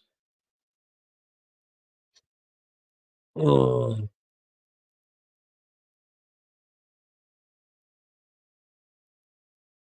You're gonna have to hold a second.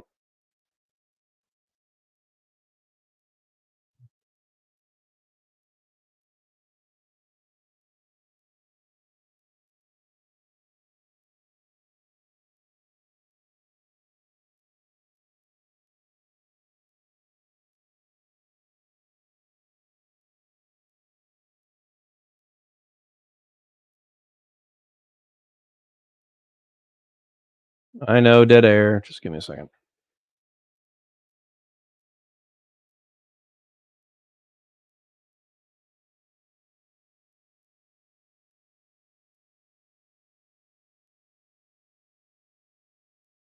Okay. All right. That's enough of that. So I'm sorry for the fucking delay, but I'm not, dude. Listen. Let me go ahead and be frank. I have no fucking problems. I got no fucking problems with y'all challenging me on anything. Okay? You have an idea, it's different than mine. You don't fucking like what I said. Blah blah fucking blah. I don't give two flying fucks about y'all describing to me your fucking beefs with me, your beefs with Brianna, your beefs with the fucking channel. As a matter of fact, I might even welcome it. If you're particularly articulate, or if you're charming, or if you're charismatic or whatever, I might even invite you on to fucking stream and you can talk shit to my fucking face. I don't give a flying fuck about debates. I don't give a flying fuck about being confronted. I don't give a flying fuck about hashing out moral perspectives. I don't give a flying fuck about any of that shit. I don't give a fuck about any of that. You can talk to me about your fucking problems with me. That's fine.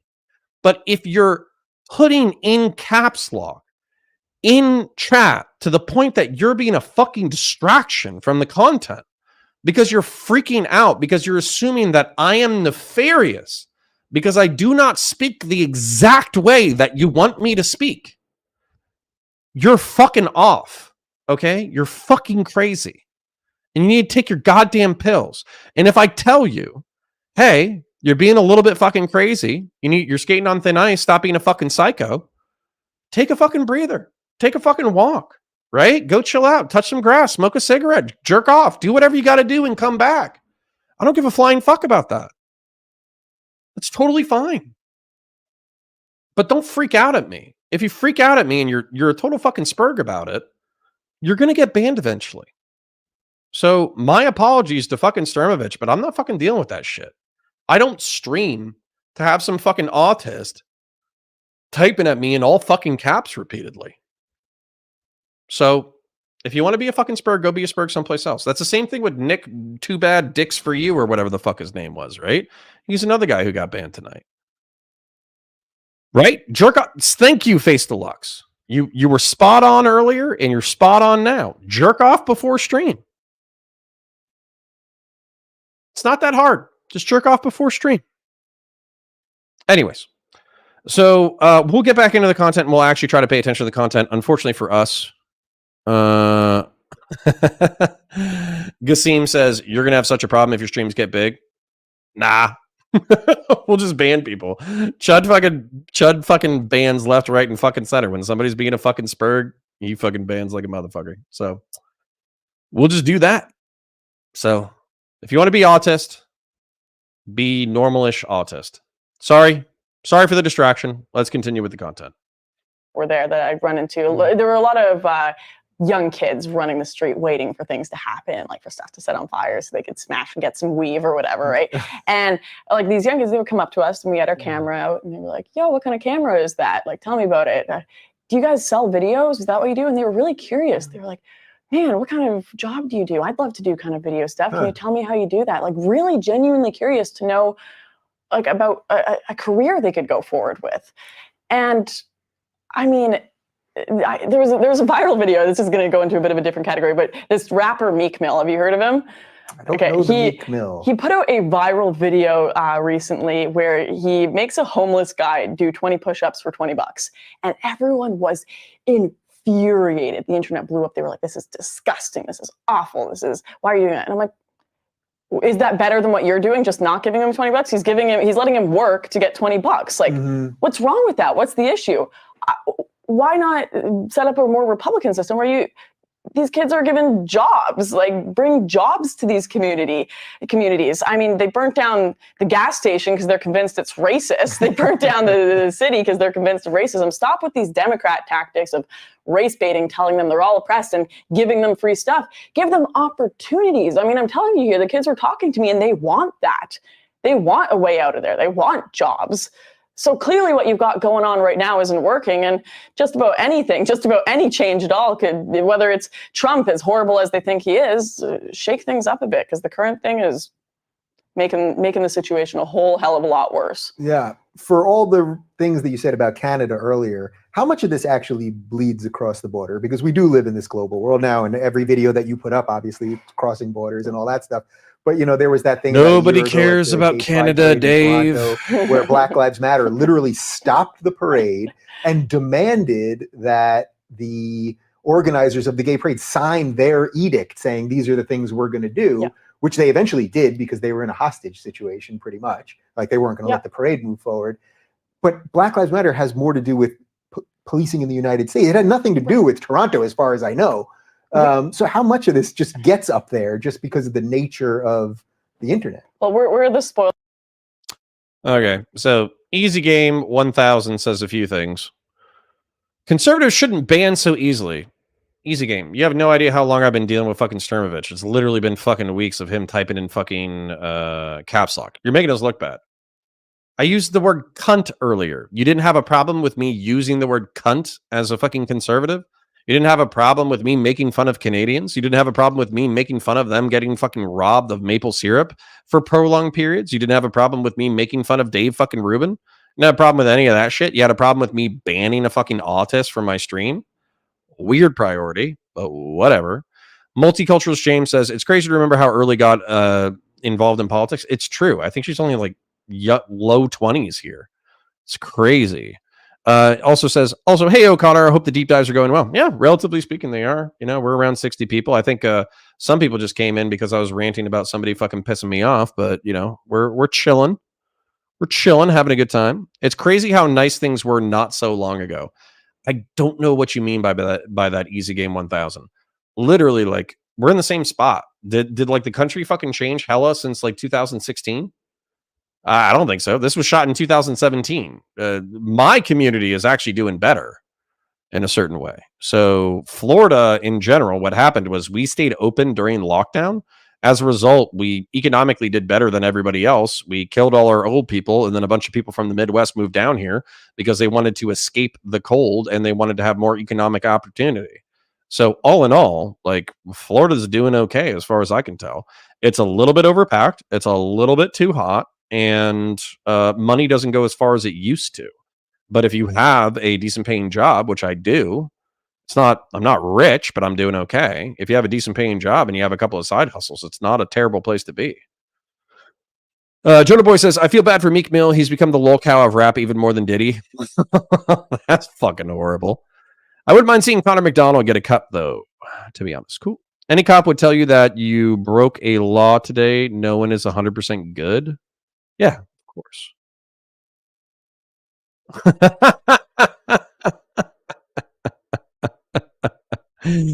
Easy Games 1000 says, of course, free speech. Use the word cunt all you want. Okay. Based? All right. Fair enough.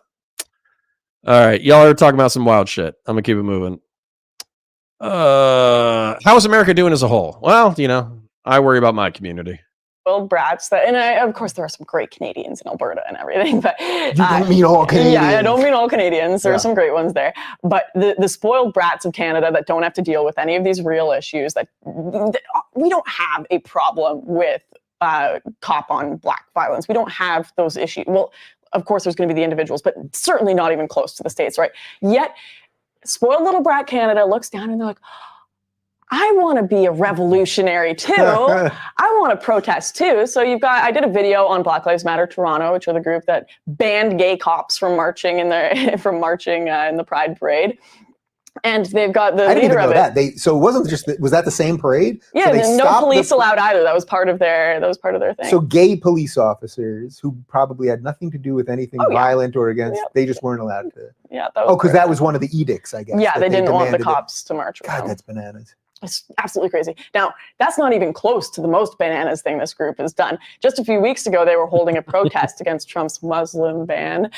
And Yusra Kogali, who is the head of Toronto Black Lives Matter, one of them anyway, one of the co-founders, she was on a truck that was leading this crowd of thousands of people. It was a crazy crowd going through the streets of Toronto and yelling, like, rise up, fight back, the whole kind of chant.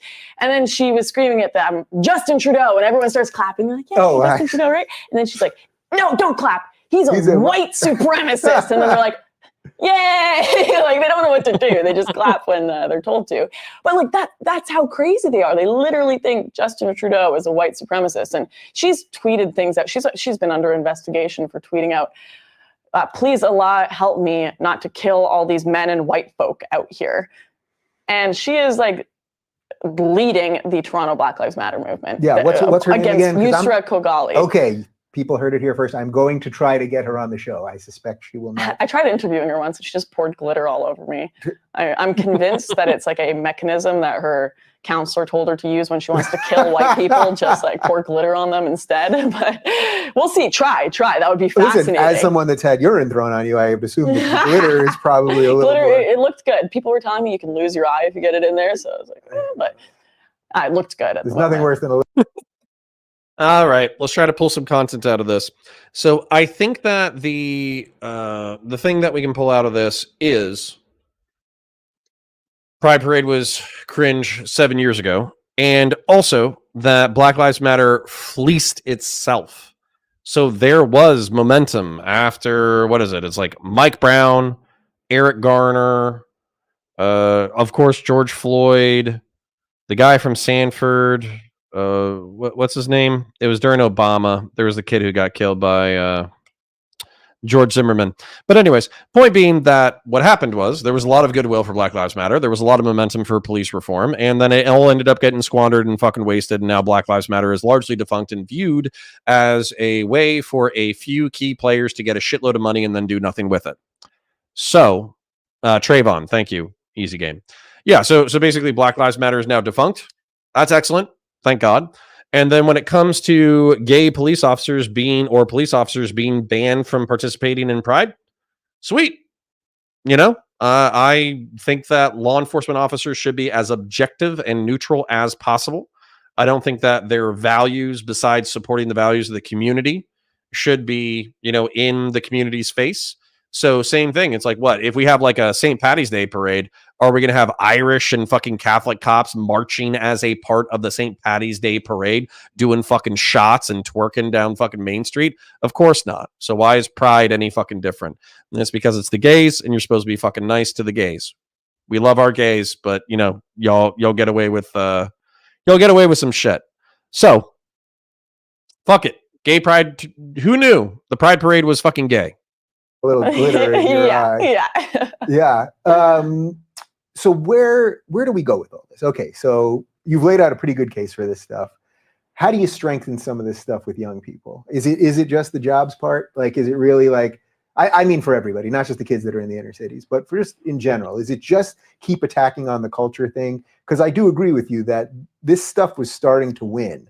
I think the thing that happened with Milo is a net loss, because he was winning the culture part of this. So is it just that you just keep pushing on the culture part? He's still got his serious support, but I think that the far left is doing more help to us than anyone else. I know that's not the first time that's been said, but I hear young kids like in high school on the bus talking about, they're like, can you believe in my classroom today they were telling us we had to call this person Zer or whatever? Like, it's so crazy. And like, they're talking about this. Yeah. They're talking about the fact that they're being vilified and hated for being white. When I was in high school, grade 12, they just introduced social justice class. That was right when I was graduating, they introduced social justice class. So I was at the very beginning of when this was being introduced. They took us out into the hallway and they told us one side of the lockers was the privileged side of the lockers, and one side was the oppressed. And they were like, men go to that side, women go to that side, Asians go to that side, this go to that side, whatever, right? And they told you, you're privileged, you're oppressed.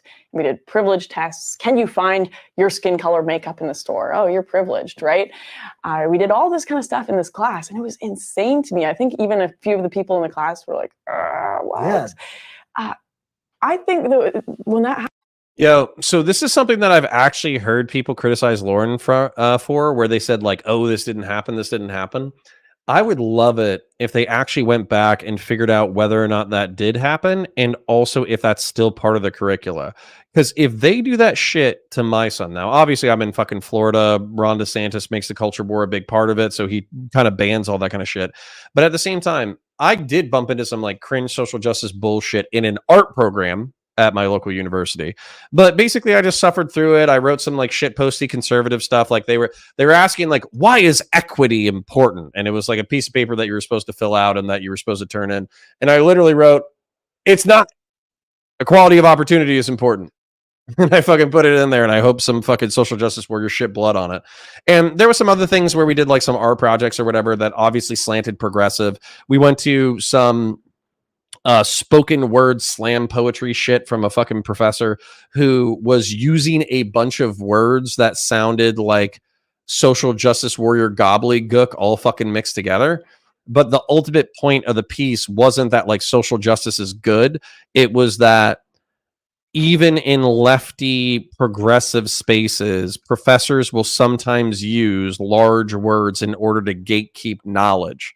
So it was like, you know, it was cringe, but it wasn't the fucking end of the world. Bear in mind, I do live in Central Florida, and it's super purple.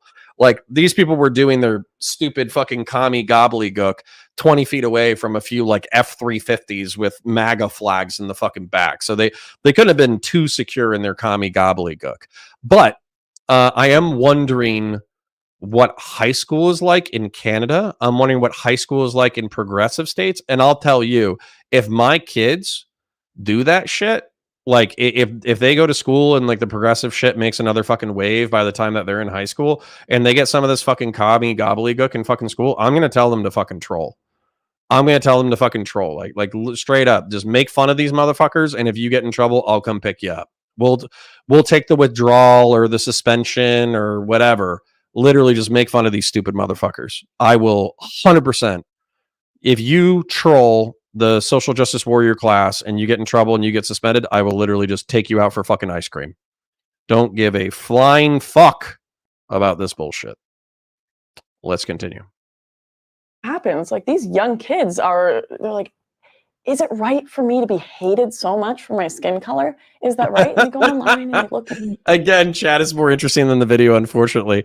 The most I got out of some critical theory argument was that we shouldn't find a cure for autism since that's part of the identity of some people. Yeah. It's the woke and racist skit from Ryan Long where like the racist guy and the woke person end up agreeing because they both approach it from two fucked up angles. Into it, and then they find people like Gavin, they find people like yourself, they find people like Milo, and it's working. The radicalism and insanity of the left and their very, very poor arguments is working to help the right. And also the fact that our politicians are not answering these questions that are not going to go away. The questions about multiculturalism, the questions. So Lauren here, she mentions Gavin McInnes. Gavin McInnes, in some ways, like I appreciate him being shitposty. I appreciate him going down the Joe Rogan experience. I appreciate him creating the Proud Boys and then subsequently getting in trouble for it. I appreciate the Proud Boys beating up some Antifa, you know, all that kind of stuff. However, Gavin McInnes himself is actually a piece of shit. There's a video of him doing an interview with Lauren a few years after this event. And he actually calls Lauren and doesn't know that she's on like camera with like a reporter or something like that. And Gavin McInnes makes a fucking play. He's like, "Hey, you're hot. I'm hot. What's up?" And it's like, dude, you're fucking married. You got kids and shit. You're making a fucking pass at Lauren Southern, you fucking idiot. Like, what the fuck is wrong with you? And that was just like the tip of the iceberg of like right-wing media pundits being hypocritical, drug addict pieces of shit. Now, he was always a libertarian more than he was like a social conservative, but still, like, you're taking a pass at a young 20-year-old girl while you're fucking married and you got a pregnant kid and you're supposed to be a leader of a right-wing movement. Yeah, let's just say probably not his best moment in my personal opinion. About immigration, the questions that these young people are very, very curious about, and the curiosity will always prevail, I think, because I hope so anyway. I hope it'll prevail and won't become a North Korea situation. Val says, this sounds fake and gay. Even in my cringiest woke classes, this type of thing never happened. Based. Val, are you in Canada or are you in some communist American state like Oregon or California or New York? Just out of curiosity. But right. These questions aren't going to go away. More people are going to start asking them, and diversity is our strength isn't going to work for much longer. It can be our strength as long as we tolerate diversity of thought and as long as we tolerate diversity of acceptance or something, but not just diversity in the name I don't of know if tolerance is the word. I put up this quote on my Twitter. I think it was Plato, maybe. Tolerance and apathy are the last virtues of a dying society, because once you start tolerating things. Pennsylvania. I don't think of Pennsylvania as particularly woke. I get that you're in like the northeastern corridor, but you know, Pennsylvania had just got Union towns, gruff people. Philadelphia has its rough edges, all that kind of shit. The video is about 7 years old, Giddy 36. So it's kind of like a retrospective we're doing tonight. You know, all in all, Lauren was not as racist as I wanted her to be. I'm not gonna lie, guys. She's just not as racist as I wanted her to be. I wanted her to be spicier. She was just kind of like, yeah, sometimes Muslim and Islam is bad. That was pretty much it. It really was not as spicy as I wanted it to be. Let's see if they can wrap it up, and then we'll wrap up as well. It's like Sharia, honor killings. Once you start tolerating like the ridiculousness of people like Black Lives Matter, like, yes, let them have their free speech, but as a culture, say no, that's wrong. We're going to speak up against it. We're not going to just go and be apathetic about it or write think pieces supporting it because we're so afraid. We want to be tolerant, and don't tolerate barbaric cultural practices. Don't tolerate those kind of things because you're afraid. So I don't know. It depends how you use the word tolerance, I guess. But. Right. Well, tolerance of intolerance, I guess, yes. is a slow death, right? It's a little confusing. It's just a slow death. Is there anything about parts of the right, either Trump or Le Pen or any of these people, that worries you at the same time? That worries me. I mean, they've been... Eben says, dropping off shower, delayed it for the content. Keep on chugging, Connor. More active because of Gnome is real, but I am an avid watcher enjoyer. Thank you, Eben. We appreciate you. Salute you. 07, have a beautiful night. All of YouTube chat, please give, if you have your keyboard handy, give Eben an 07 for hanging out with us for a few hours tonight. The thing right now is it's such a, like, we need to go with this now or we are going to die situation, right? So the criticisms I have of them, like you look at Trump, I didn't understand why Saudi Arabia wasn't on the ban and why Iran was instead. I was like, must be Saudi lobbying. I have an issue with that. But at the same time, he's still better than Hillary, right? So I think we should definitely be criticizing Trump. We should definitely be criticizing our disagreements, but not in the situation in Europe right now with Geert Wilders and Marine Le Pen yet. Wait until you've kind of helped the country, and then keep your politician in line. Make sure they serve the people. Make sure they are appointed to, make sure they do their job, are the servant of the people and not the other way around. Yeah. Right? So I understand why people were so extreme in support of Trump and not... Giddy 36 says, who's sterilizing children? I am.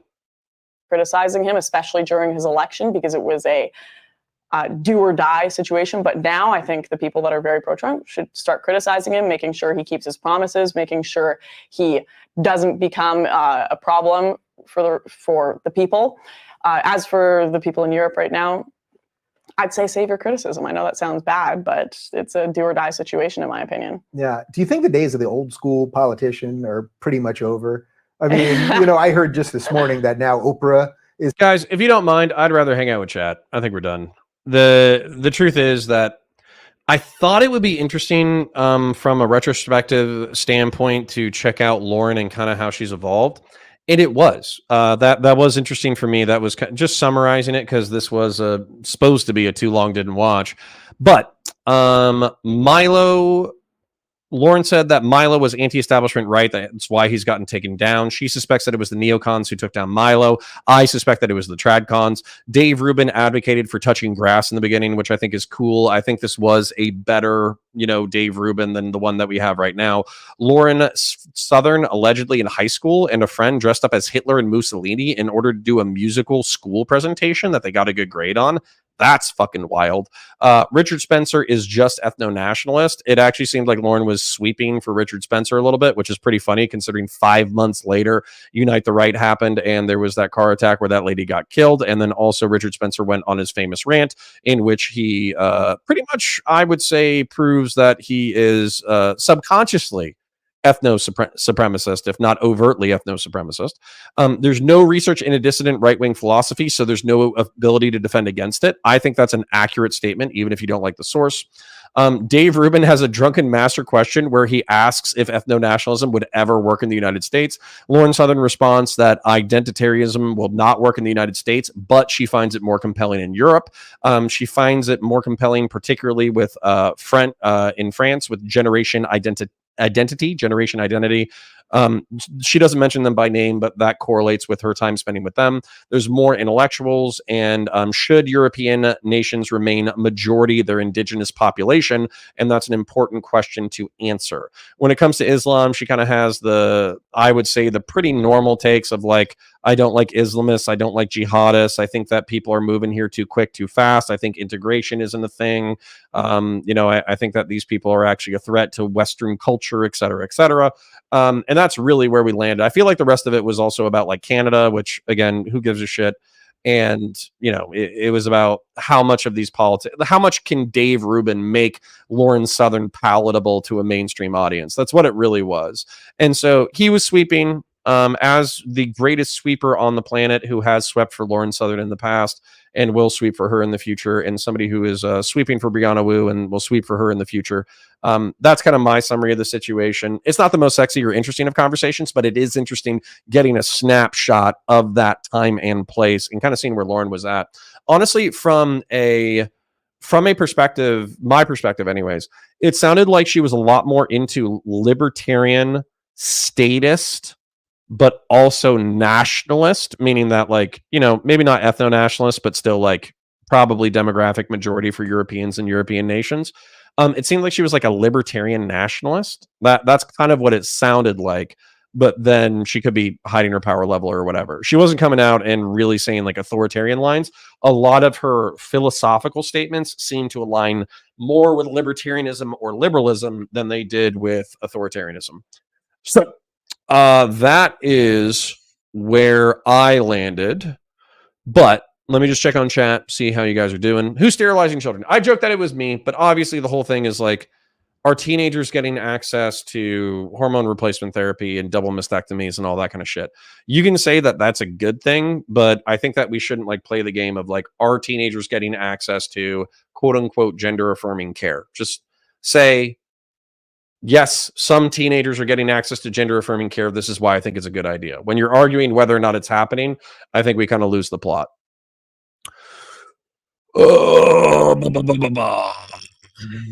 We're cooler than Dave Rubin. It's true. No matter what happens, Dave Rubin is a multimillionaire grifter. We will always be cooler than Dave Rubin. I could be the cringiest, sweepiest, most disingenuous fuck on the planet, and I still think we would be cooler than Dave Rubin. There were some moments. Yes, there were some moments. Your mistake was Dave Rubin. True. He is just kind of like a passive interviewer. I'm pretty sure you're normal. I try. It's Keffels. True. All right. Anyways, so ladies and gentlemen, we have 60 people in chat. Do you have any questions or concerns from me? I'm just going to summarize some of the things while we close out. If you have questions or concerns from me, feel free, obviously, to like, just to promote it in the algorithm, even though we're wrapping up. Feel free to subscribe if you're not already subscribed. If you're on Twitch and you have a Prime sub or a normal sub, go ahead and give it.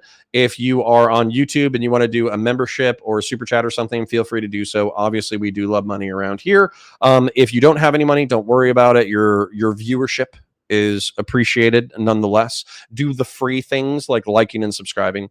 If you have a question, do @counterpoints in chat. I will answer your question before I leave.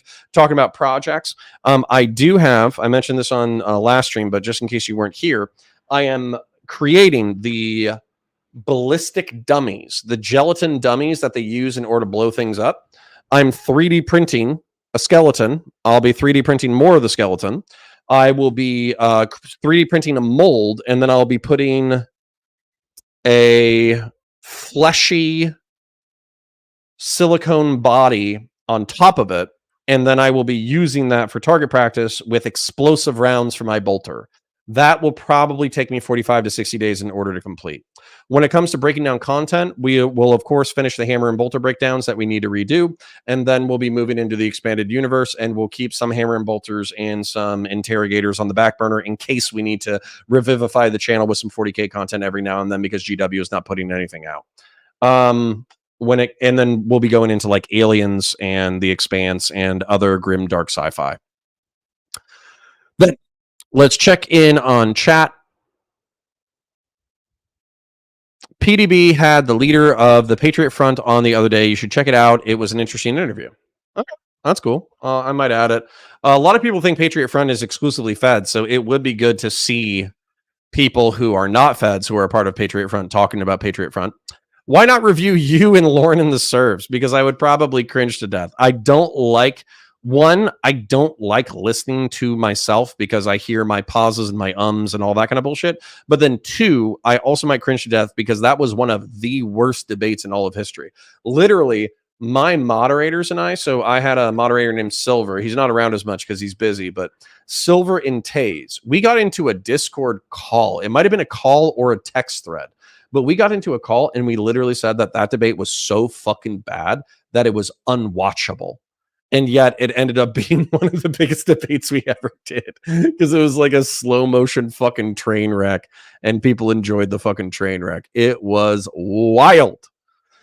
But 123 says the problem with the Black Lives Matter movement is the prioritization of someone's life mattering by their race, black versus the civil rights movement being focused on liberalism, trying to transcend race. I agree with you. I think that we should all be Americans. The greater United States of the Americas should not have a racial hierarchy in which we prioritize the lives of its constituent members based off of their racial category. We should be equals in our citizenship, and we should all be working towards the greater good of the greater United States of the Americas, and we should also be working for the greater good of Super Earth.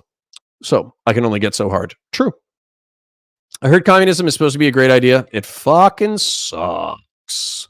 Communism can eat my ol' ass. That damn kiddo says, Abyss D would love that. That was my first exposure to Connor. True. Yeah, capitalism is flawed, but you know what hasn't worked out so far? Any examples of socialism. So good luck with that.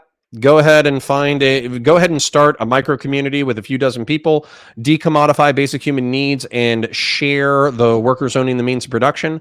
Give it a decade or two. Let me know how it goes. If you have a beautiful, amazing, sexy, fun, weird, cool experiment that solves all of the human condition, then we will emulate you. And if it turns out to be a fucking disaster where a bunch of fucking bed blobs all take advantage of each other until they fuck each other over or fuck each other literally until the point that the entire community collapses, then we won't emulate your model. And trust me, I have a prediction on which one will happen first.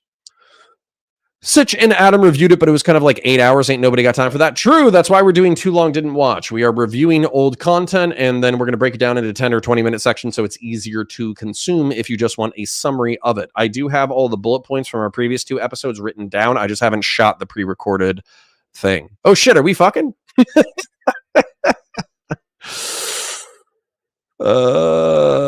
Yeah, Easy Game 1000 says capitalism is super flawed until you put other systems into practice, and capitalism is the best. Yeah, it's like capitalism is the worst system ever conceived, except for all of the other ones. It's the same thing with democracy, right? What if we try managed capitalism? I am absolutely okay with managed capitalism. That sounds great to me. That sounds like mixed economy capitalism to me.